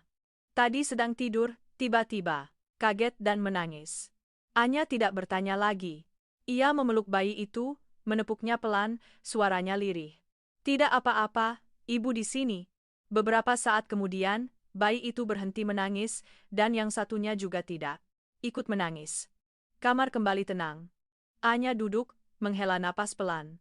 Ia tidak tahu apa yang terjadi di luar akan berlangsung berapa lama, tapi setidaknya di dalam kamar ini, ia masih bisa menjaga sedikit kedamaian. Dan mungkin, itulah satu-satunya hal yang membuatnya bisa bertahan di sini. Setelah insiden dengan Vina, Anya tidak lagi terkejut saat masalah-masalah kecil mulai menyusup ke dalam kehidupannya di keluarga Laksana. Tidak frontal, tidak terang-terangan, tapi cukup untuk membuat orang yang mengalaminya merasa ada sesuatu yang tidak beres. Awalnya hanya hal-hal sepele. Botol susu yang sudah disiapkan di atas meja, saat kembali suhunya sudah tidak pas lagi. Pakaian kedua bayi dipindah-pindah, membuatnya butuh waktu lebih lama untuk mencari. Suatu hari jadwal makan mereka terlambat 10 menit, hanya karena tidak ada yang memberitahunya bahwa jadwalnya diubah. Jika orang lain mungkin akan marah atau bertanya-tanya, tapi Anya tidak, ia hanya diam-diam menyesuaikan, mengulang dari awal, dan mengamati. Ia tidak percaya ini semua kebetulan, tapi ia juga tidak terburu-buru mengambil kesimpulan. Suatu malam saat sedang memberi makan kedua bayi, pengasuh senior berkata dengan ragu, "Nona Anya. Belakangan ini ada yang bilang cara kerja Nona tidak benar." Anya tidak mengangkat kepala. "Siapa yang bilang?" Pengasuh itu menggeleng. "Saya tidak tahu pasti, tapi katanya ada orang di rumah. Ini yang tidak suka." Anya diam beberapa detik, lalu hanya berkata, "Tidak apa-apa. Yang penting saya bekerja dengan benar." Pengasuh itu menatapnya dengan cemas. "Tapi kalau mereka sengaja?" Anya memotong dengan lembut, "Kamu kerjakan saja tugasmu. Sisanya biar saya yang urus." Suaranya tidak keras, tapi terdengar meyakinkan. Malam itu, setelah kedua bayi tertidur, Anya tidak langsung kembali ke kamarnya. Ia duduk dan membuka buku catatan kecil yang selalu ia gunakan. Setiap jam makan, setiap waktu tidur, setiap perubahan kecil pada kedua bayi, semua ia catat dengan sangat rinci. Bukan untuk membuktikan pada siapapun, tapi untuk melindungi dirinya sendiri. Di lingkungan seperti ini, jika tidak hati-hati, satu kesalahan kecil pun bisa dibesar-besarkan. Anya paham itu, dan ia tidak akan membiarkan dirinya ceroboh. Keesokan paginya, saat Anya sedang bersiap membawa kedua bayi berjemur, Tante Bima masuk. Tanpa pemberitahuan, tanpa sapaan, hanya berdiri dan melihat, "Mau dibawa keluar?" Anya mengangguk. "Iya, Tante, sinar matahari pagi baik untuk bayi." Wanita itu melipat tangan di dada. "Tapi hari ini anginnya kencang." Anya melihat keluar. "Anginnya sepoi-sepoi, tidak dingin." Ia menjawab, "Sudah, saya periksa, Tante. Tidak akan apa-apa." Wanita itu tersenyum sinis. "Kamu terlalu percaya diri." Anya tidak bereaksi. Ia hanya dengan lembut menggendong salah satu bayi, merapikan bajunya, dan melanjutkan pekerjaannya. Tanpa berdebat, tanpa menjelaskan lebih jauh. Justru ketenangannya itu membuat wanita itu semakin kesal. "Kamu pikir kamu sudah tahu segalanya?" Anya berhenti, menoleh, suaranya tetap datar. "Saya tidak berani bilang tahu segalanya, Tante. Tapi saya tahu apa yang sedang saya lakukan. Tidak lebih, tidak kurang." Jawaban yang pas. Wanita itu terdiam beberapa detik, lalu berbalik pergi. Anya melanjutkan membawa kedua bayi keluar. Sinar matahari pagi terasa lembut, kedua bayi berbaring di kereta dorong, menatap langit. Anya menunduk dan berbicara dengan mereka. Suaranya kecil tapi hangat. "Berjemur sebentar saja, ya, nanti kita masuk lagi." Momen itu terasa damai, tanpa tekanan, tanpa tatapan sinis, hanya ia dan kedua bayi. Namun, kedamaian itu tidak berlangsung lama. Sore harinya saat Anya baru pulang dari mengajar, kepala pelayan sudah menunggunya di pintu. "Nona Anya, Oma ingin bertemu." Anya berhenti. "Lagi-lagi Oma." Ia mengangguk dan mengikuti. Kali ini bukan di ruang tamu, melainkan di ruang kerja pribadi Oma. Ruangan yang lebih tertutup, lebih temaram, dan terasa lebih serius. Oma duduk di belakang meja, di hadapannya ada setumpuk kertas. Saat Anya masuk, Oma tidak langsung menatapnya, hanya berkata, "Tutup pintunya." Anya menurut, lalu berdiri menunggu. Beberapa saat kemudian, barulah Oma mengangkat kepala. Jelaskan ini. Anya sedikit mengerutkan kening. Maaf, Nek. Oma mendorong tumpukan kertas itu ke arahnya. Jadwal harian anak-anak diubah. Ada hari di mana mereka makan terlambat, ada hari di mana mereka tidur tidak sesuai jadwal. Anya mengambilnya, membuka lembar demi lembar. Ia sadar itu adalah catatan harian, tapi bukan miliknya. Ada bagian yang diubah, ada yang ditambahkan. Tidak sesuai dengan kenyataan. Anya meletakkan kertas-kertas itu, suaranya tenang. Ini bukan catatan saya, Nek. Oma menatapnya. Maksudmu ada yang mengubahnya? Anya tidak langsung menjawab. Ia hanya berkata, saya punya buku catatan sendiri, bisa dibandingkan. Oma terdiam, tatapannya menajam. Jadi maksudmu, ada orang di rumah ini yang sengaja melakukannya? Anya menunduk ringan. Saya tidak berani menuduh, Nek, tapi saya bertanggung jawab atas apa yang saya kerjakan. Tidak menyalahkan, tidak menuduh. Hanya mengakui bagiannya, tapi juga menolak apa yang bukan miliknya. Oma menatapnya lama sekali. Suasana di ruangan itu begitu berat hingga suara detak jam dinding terdengar jelas. Akhirnya, Oma berkata, bawa catatanmu kemari. Anya mengangguk. Baik, Nek. Akan saya ambilkan. Ia berbalik meninggalkan ruangan. Saat melangkah keluar, barulah ia bisa menghela napas panjang. Ini bukan lagi masalah sepele. Ini adalah ujian, sebuah tes untuk melihat apakah ia cukup kuat untuk berada di posisi ini. Anya tidak takut, tapi ia sadar, mulai sekarang segalanya tidak akan mudah. Malam harinya saat Bima pulang, Anya sedang duduk di kamar bayi. Di hadapannya, ada buku catatannya. Bima masuk, melihat itu, ia bertanya, ada apa? Anya mendongak. Oma memanggil saya. Bima menatapnya, lalu Anya menunjukkan buku catatannya. Mereka curiga saya melakukan kesalahan. Bima mengambilnya, membuka beberapa halaman, lalu menatap Anya, apa yang akan kamu lakukan? Anya menjawab tanpa ragu, saya akan membuktikannya. Suaranya tidak tinggi, tapi sangat jelas. Bima menatapnya sejenak, lalu mengangguk. Baik, hanya satu kata. Tapi bagi Anya, itu sudah cukup. Setidaknya dalam masalah ini, Bima tidak memihak yang lain. Malam itu Anya tidak tidur cepat. Ia duduk memeriksa kembali setiap catatannya, setiap detail kecil. Ia tahu besok tidak akan mudah, tapi ia juga tahu ia tidak punya pilihan untuk mundur. Keesokan paginya, suasana di rumah keluarga Laksana terasa berbeda. Tidak ada keributan, tidak ada yang membicarakannya secara terang-terangan, tapi semua orang tahu hari ini akan ada sesuatu. Anya bangun lebih pagi dari biasanya. Ia tidak membiarkan dirinya terburu-buru. Setiap pekerjaan ia lakukan sesuai ritme seperti hari-hari biasa. Menyiapkan susu, memeriksa suhu, mengganti pakaian kedua bayi, lalu mencatat setiap waktunya di buku catatan yang sudah familiar. Ia melakukannya dengan perlahan, tapi pasti. Bukan karena takut salah, tapi karena hari ini setiap detail kecil bisa menjadi bukti. Sekitar pukul 9 pagi, kepala pelayan datang. Nona Anya, Oma sudah menunggu. Anya mengangguk, menutup buku catatannya, lalu berdiri. Sebelum pergi, ia menunduk, menyentuh lembut tangan kedua bayi. Di sini yang baik ya, ibu kembali. Sebentar lagi.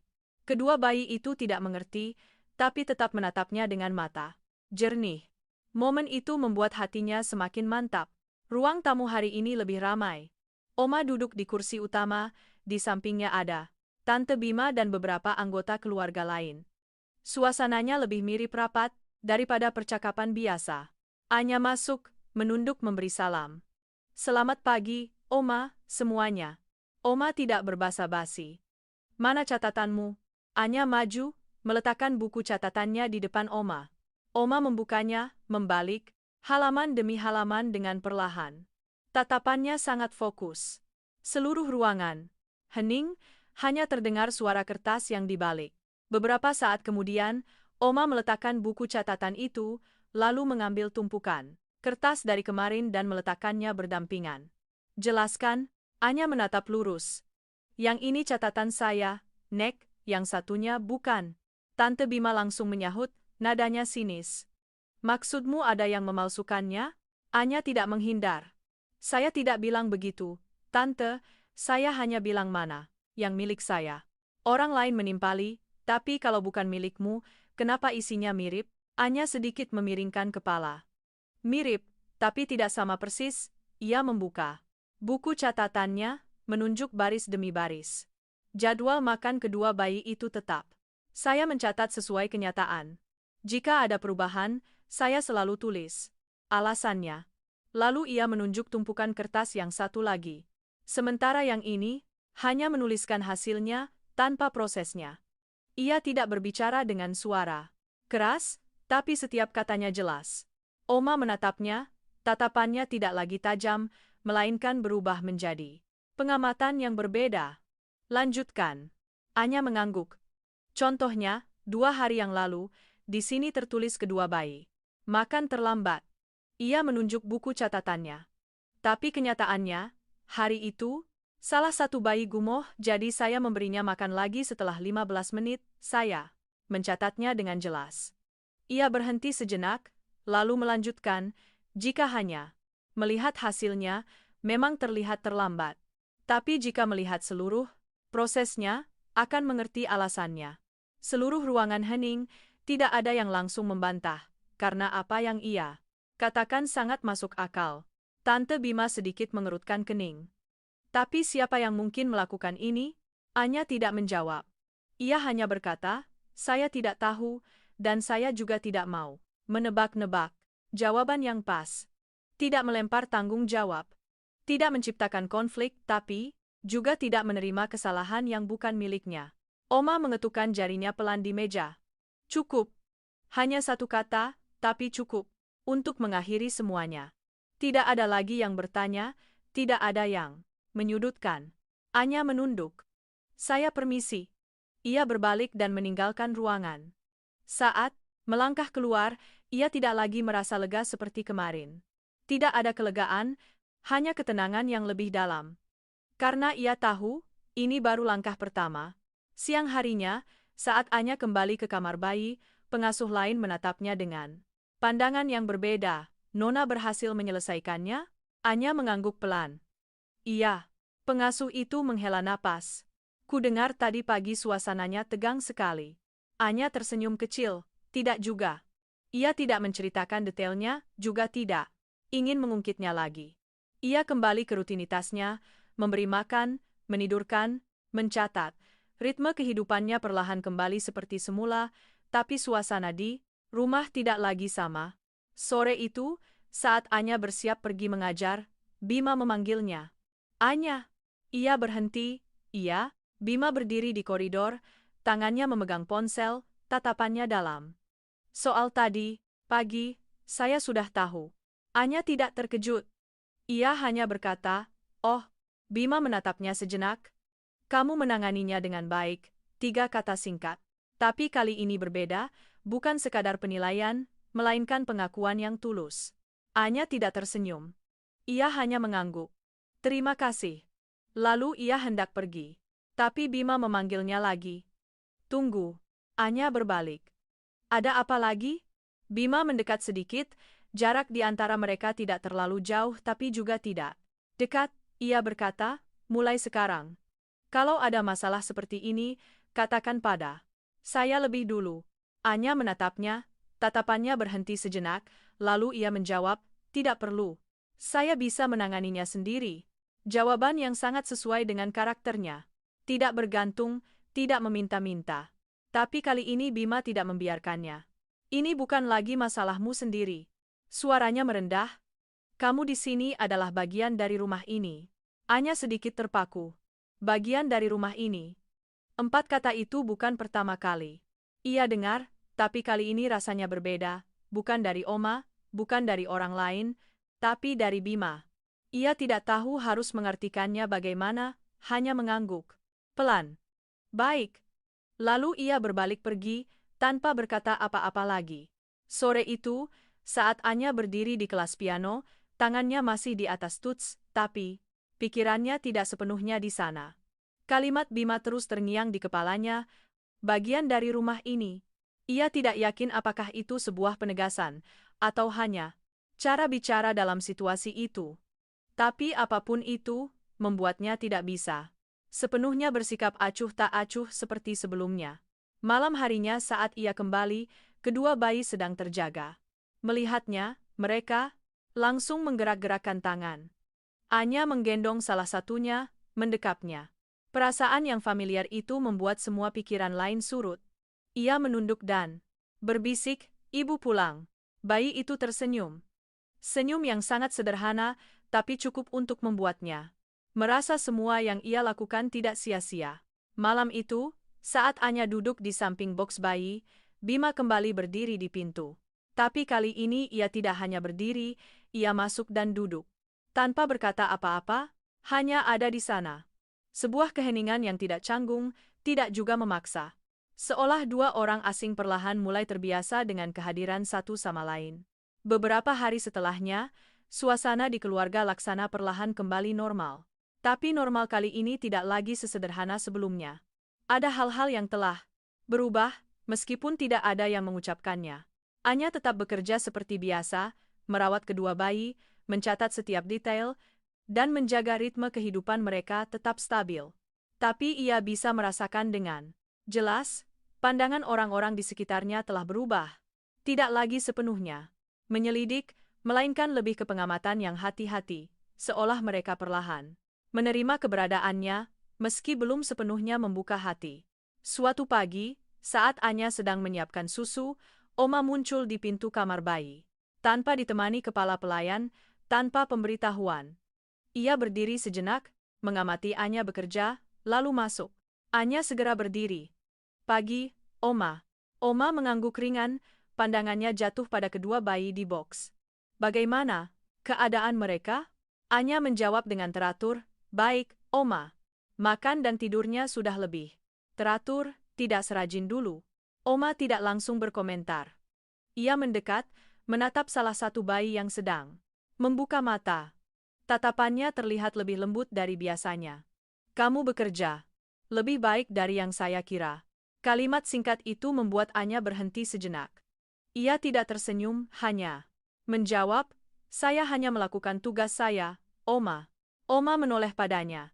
Tidak semua orang bisa melakukan tugasnya dengan benar. Suasana hening sejenak. Anya mengerti maksud kalimat itu, tapi tidak menanggapi lebih jauh. Terkadang, jawaban yang berlebihan justru tidak perlu. Oma menegakkan tubuhnya lagi. "Bima bilang kamu ingin tetap mempertahankan cara kerjamu sendiri." Anya sedikit terkejut mendengar nama Bima disebut. "Iya, Oma, benar." Oma menatapnya lama. Di rumah ini, tidak semua orang punya hak untuk mempertahankan caranya sendiri. Kalimat itu bukan teguran, tapi juga bukan pujian. Anya mengangguk ringan. "Saya mengerti, Oma." Oma tidak berkata apa-apa lagi, ia berbalik hendak pergi. Tapi sebelum melangkah keluar, ia berhenti sejenak dan menambahkan, "Tapi selama kamu melakukannya dengan baik, saya tidak akan ikut campur." Setelah itu, ia pergi. Kamar kembali sunyi. Anya berdiri sejenak, lalu kembali bekerja. Ia tidak terlalu memikirkan percakapan itu. Baginya, yang terpenting, tetaplah kedua bayi. Siang harinya Bima pulang. Ia tidak langsung ke ruang kerja, melainkan langsung ke kamar bayi. Anya sedang memberi makan saat Bima masuk. Pulang lebih awal, Bima mengangguk. Pekerjaan sudah selesai. Ia menatap kedua bayi lalu pandangannya beralih pada Anya. "Oma menemuimu tadi pagi." Anya sedikit heran. "Iya." Bima diam sejenak, lalu bertanya, "Bicara apa?" Anya berpikir sejenak. Tidak ada yang penting, hanya menanyakan kondisi anak-anak. Bima mengangguk ringan, tapi matanya tidak lepas dari Anya. "Kamu tidak perlu terlalu tegang." Anya menatapnya. "Saya tidak tegang." Jawaban yang sangat alami. Bima sedikit mengerutkan kening, seolah ingin mengatakan sesuatu tapi urung. Beberapa saat kemudian ia hanya berkata, "Kalau ada apa-apa, katakan saja pada saya." Anya berhenti sejenak. Kalimat ini pernah ia dengar sebelumnya, tapi kali ini terdengar lebih jelas. Ia mengangguk. "Baik." Tanpa basa-basi, Bima berdiri di sana sejenak, lalu pergi. Tapi hari itu, Anya memperhatikan Bima. Tidak langsung ke ruang kerjanya seperti biasa, melainkan duduk di ruang tamu.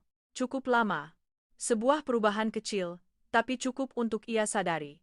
Malam itu, saat kedua bayi sudah tidur, Anya masih di sana seperti biasa. Ia duduk di samping box, mencatat jurnal perawatan, lalu memeriksa jadwal untuk esok hari. Bima masuk tanpa pemberitahuan. Ia hanya berdiri di pintu, mengamatinya sejenak. Anya mendongak. "Kamu belum istirahat?" Bima masuk. "Belum." Ia menatap kedua bayi, lalu duduk di kursi di dekatnya, tanpa berkata apa-apa. Suasana kembali hening. Beberapa saat kemudian, barulah Bima angkat bicara. "Kamu sudah terbiasa di sini?" Pertanyaan yang sangat biasa, tapi Anya berpikir sejenak sebelum menjawab. "Belum sepenuhnya, tapi saya bisa." Bima menatapnya. "Kamu tidak merasa tertekan?" Anya sedikit memiringkan kepala. "Ada tekanan, tapi bukan sesuatu yang tidak bisa dihadapi." Bima terdiam, matanya menatap Anya lebih lama dari biasanya. Tapi Anya tidak menghindar. Ia sudah terbiasa dengan tatapan seperti itu. Beberapa saat kemudian, Bima berdiri, tidurlah lebih awal. Anya mengangguk. "Iya." Bima melangkah keluar. Tapi kali ini Anya merasakan sesuatu yang berbeda. Bukan lagi sikap dingin seperti sebelumnya, melainkan ada sesuatu yang berubah sangat perlahan, tidak kentara, tapi nyata. Hari-hari berikutnya, Bima mulai lebih sering muncul di kamar bayi. Bukan untuk memeriksa, tapi sekadar hadir. Kadang ia duduk diam melihat kedua bayi tidur, kadang ia bertanya singkat tentang jadwal mereka, kadang hanya berdiri sejenak, lalu pergi. Anya tidak bertanya alasannya, ia hanya melakukan pekerjaannya, tapi di dalam hatinya, ia mulai sadar satu hal, jarak antara dirinya dan Bima perlahan menyusut dengan sangat alami. Tidak ada yang sengaja, tidak ada yang mengucapkan, tapi itu terjadi. Suatu malam, saat Anya hendak meninggalkan kamar, Bima tiba-tiba berkata, "Besok, saya ada perjalanan bisnis." Anya mengangguk, "Baik." Bima menatapnya. "Selama saya tidak ada, tolong perhatikan anak-anak." Anya menjawab, "Saya selalu melakukannya." Bima berhenti sejenak, lalu menambahkan, "Dan jaga dirimu." Kalimat terakhir yang sangat singkat itu membuat Anya sedikit terpaku. Ia menatapnya. Iya, tidak ada kata-kata lain. Malam itu, Anya duduk lama di dekat jendela kamarnya. Ia tidak begitu mengerti perasaannya. Apakah ini karena sudah terbiasa, atau karena perubahan lingkungan? Tapi ia tahu, semua di keluarga Laksana tidak lagi sama seperti di awal. Dan ia pun bukan lagi sekadar orang yang datang untuk bekerja.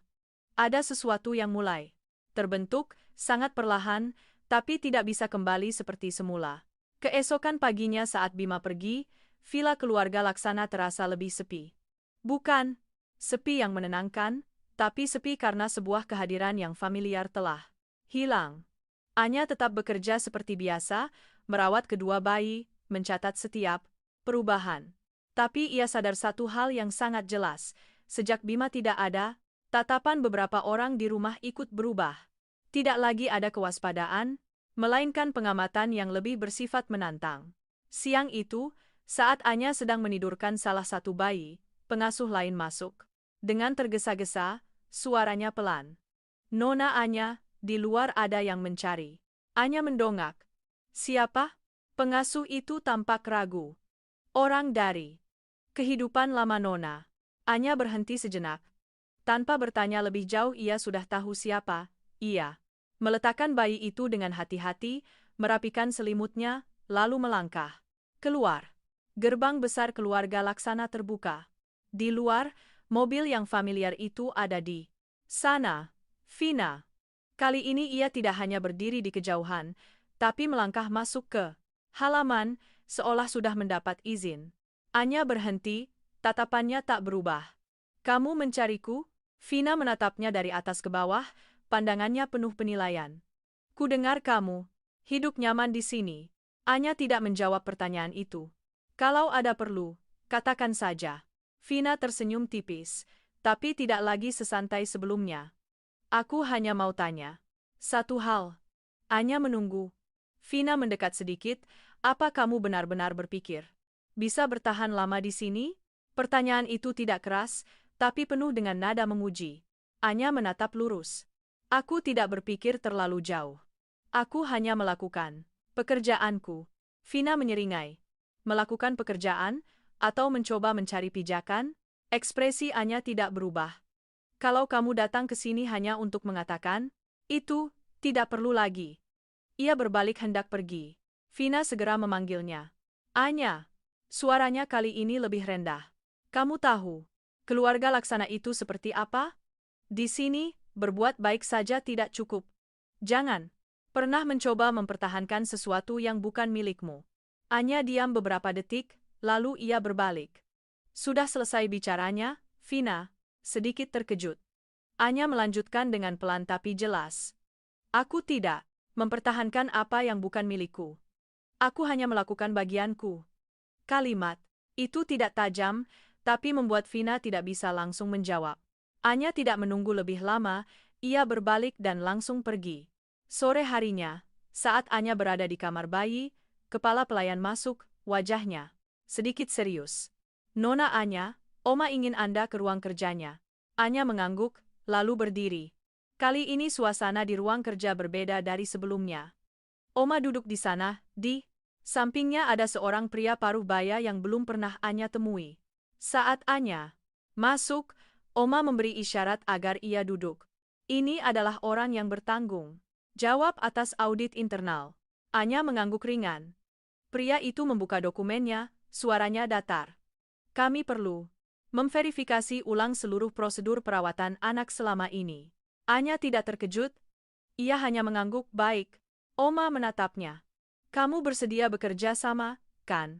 Anya menjawab, saya selalu bekerja sama. Tanpa perlawanan, tanpa perdebatan.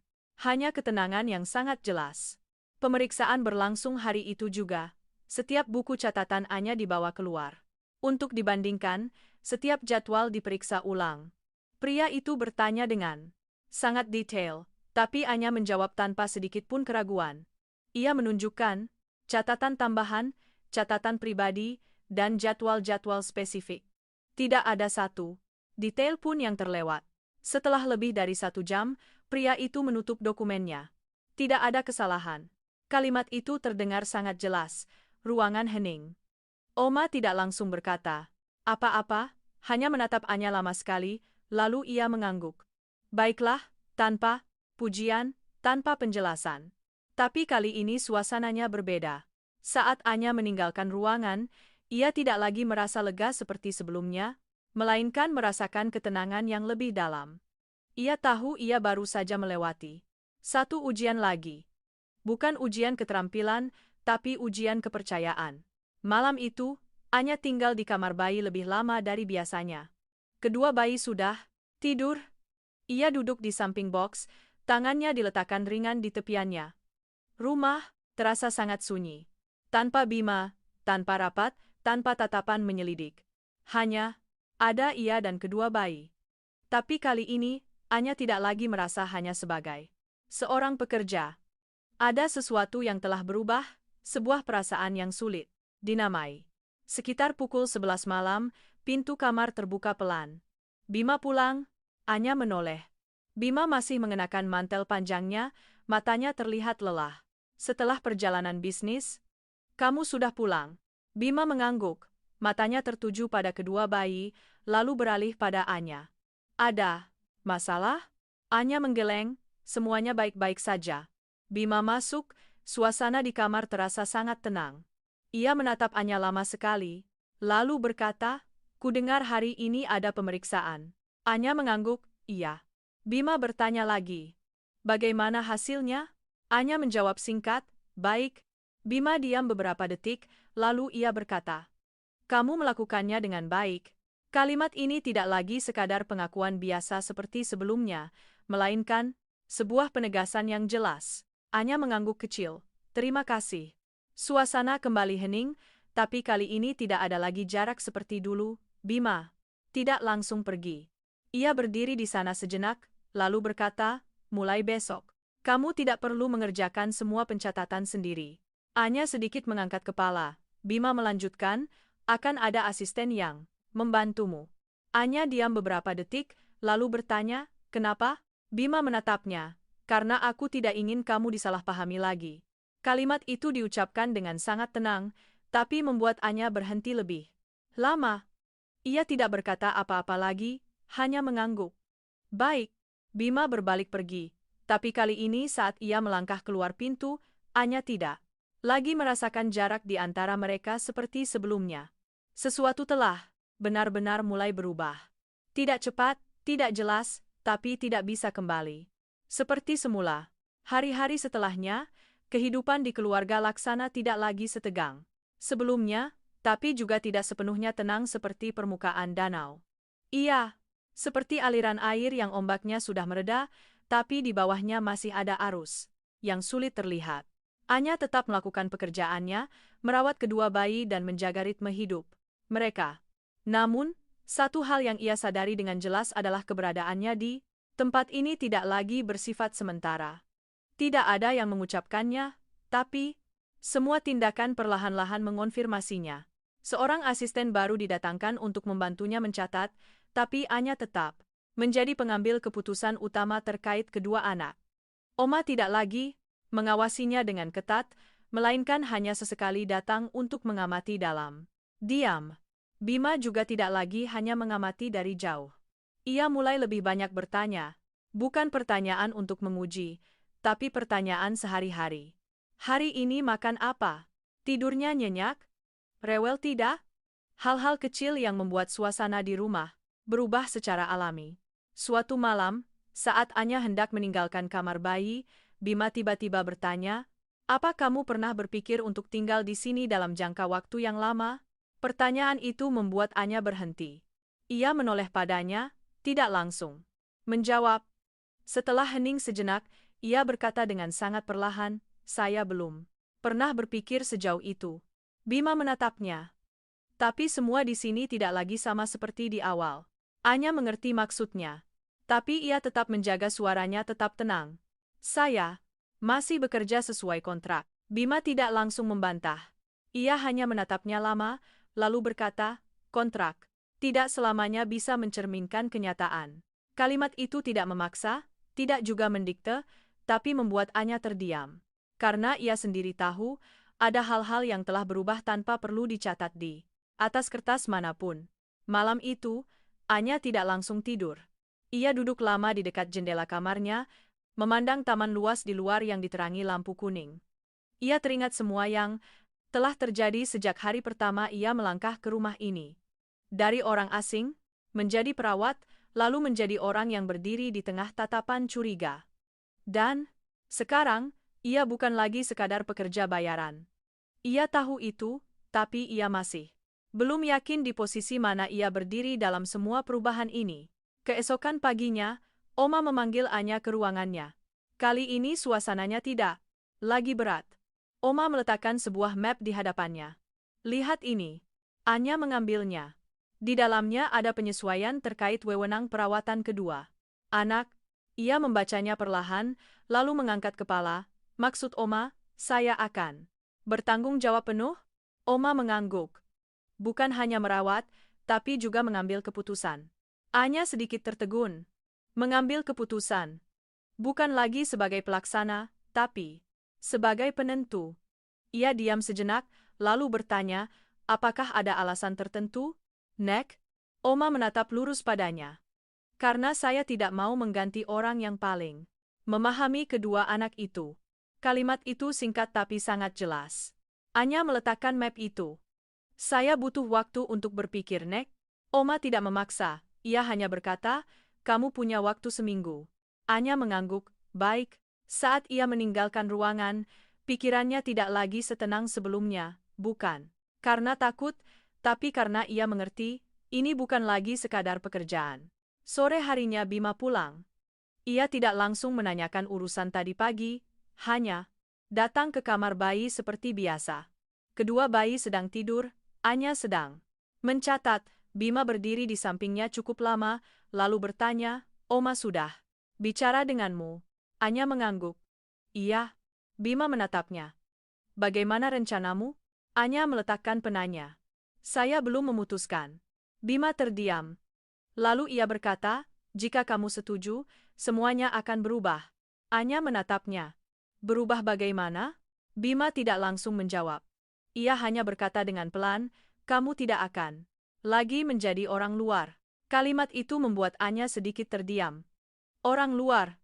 Batasan yang selalu ia jaga dengan jelas sejak awal, kini justru dileburkan oleh tempat ini.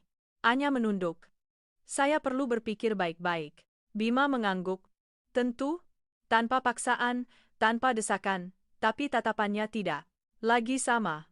Malam itu, Anya menatap kedua bayi lama sekali. Mereka tidur dengan damai, seolah semuanya sudah mulai stabil. Ia meletakkan tangannya di tepi boks tapi hatinya tidak lagi setenang dulu. Seminggu berlalu dengan cepat, hari keputusan pun tiba. Pagi itu, Anya masuk ke ruangan Oma. Ia tidak membawa banyak hal, hanya satu jawaban. Oma menatapnya. Sudah kamu putuskan? Anya mengangguk. Sudah. Tanpa ragu, tanpa bimbang. Ia mengucapkan kata demi kata dengan jelas. Saya setuju. Ruangan hening. Oma menatapnya lama sekali, lalu mengangguk. Baik, hanya satu kata. Tapi kali ini, maknanya benar-benar berbeda. Saat Anya melangkah keluar, Bima sudah menunggu di koridor. Ia menatapnya. Kamu sudah memutuskan. Anya mengangguk. Iya. Bima diam sejenak, lalu berkata, mulai hari ini, semuanya akan berbeda. Anya menatapnya. Aku tahu. Tidak lagi menggunakan panggilan formal, tidak lagi. Ada jarak yang kentara. Bima menatapnya lama sekali, lalu berkata dengan suara sangat pelan, kalau begitu, kita mulai dari awal. Anya tidak langsung menjawab, tapi di matanya tidak ada lagi kewaspadaan seperti dulu. Hanya ada penerimaan. Sebuah penerimaan yang tidak mudah, tapi perlu. Kisah Anya di keluarga Laksana tidak lagi berhenti pada sebuah kontrak, melainkan telah melangkah ke babak baru. Tidak ada yang tahu apa yang menanti di depan, tapi satu hal yang pasti, ia tidak lagi berdiri di luar. Dan semua ini, barulah permulaan. Ketika cerita ini berakhir, yang tersisa bukanlah tentang gejolak besar atau pilihan dramatis, melainkan momen-momen kecil dalam keseharian, di mana manusia diam-diam berhadapan dengan dirinya sendiri dan belajar untuk tumbuh dari hal-hal yang tampaknya biasa. Ada jalan-jalan dalam hidup yang kita lalui bukan untuk menang atau kalah, tapi untuk memahami bahwa setiap orang membawa tanggung jawabnya sendiri, kekhawatirannya sendiri, dan batasan-batasan yang harus mereka lewati dengan kesabaran. Dalam hidup, terkadang kita berpikir kesuksesan datang dari pilihan-pilihan besar, namun pada akhirnya kita sadar yang membuat seseorang tetap kokoh bukanlah lompatan gemilang, melainkan cara mereka menyikapi hal-hal yang sangat biasa. Sebuah kata lembut di saat yang tepat, sebuah tindakan baik, tanpa pamer, atau sekadar ketekunan dalam menjalankan tugas. Semua itu adalah fondasi terkuat bagi kehidupan seseorang. Hubungan keluarga, pada akhirnya, tidak selalu ditunjukkan dengan kata-kata besar. Terkadang ia ada dalam diamnya seseorang yang menahan diri demi menjaga kedamaian orang lain. Dalam kesabaran generasi tua untuk melindungi generasi muda. Atau dalam cara seorang anak muda belajar untuk berdiri tegak tanpa menyakiti mereka yang pernah menopangnya. Bakti bukanlah hal yang jauh, melainkan cara kita hidup setiap hari agar tidak malu pada mereka yang pernah berkorban untuk kita. Dan rasa kemanusiaan terkadang tidak datang dari hubungan yang terikat, melainkan dari pemahaman yang alami antara orang-orang yang tampaknya asing. Ketika kita berhenti sejenak untuk mendengar, menempatkan diri di posisi orang lain untuk merasakan, maka gesekan dalam hidup pun menjadi lebih ringan, dan kesalahpahaman diberi kesempatan untuk diselesaikan dengan kelapangan dada. Hidup ini tidak sempurna, dan tidak ada manusia yang utuh, tapi justru, ketidaksempurnaan itulah yang memberi kita kesempatan untuk belajar menerima, belajar memperbaiki diri, dan belajar hidup lebih pelan untuk melihat lebih jelas nilai sejati dari apa yang kita miliki. Tidak semua orang bisa memilih titik awal mereka, tapi semua orang bisa memilih cara mereka melangkah di jalan yang telah dipilih, dan jika ada satu hal yang tersisa setelah semuanya, mungkin itu adalah kebaikan. Kebaikan yang tidak berisik, tidak butuh pengakuan, tapi cukup untuk meneduhkan kelelahan dalam hidup ini. Karena pada akhirnya, yang membuat orang mengingat kita bukanlah apa yang kita miliki, melainkan bagaimana kita memperlakukan mereka dalam momen-momen yang sangat nyata dalam hidup. Kisah ini berakhir, tapi apa yang disiratkannya tetap ada. Dengan lembut dan hening, seolah sebuah pengingat bahwa dalam hidup, asalkan kita bisa menjaga hati yang baik dan ketulusan, seberapapun banyak badai yang kita lewati, kita akan selalu bisa menemukan tempat yang damai untuk diri kita sendiri.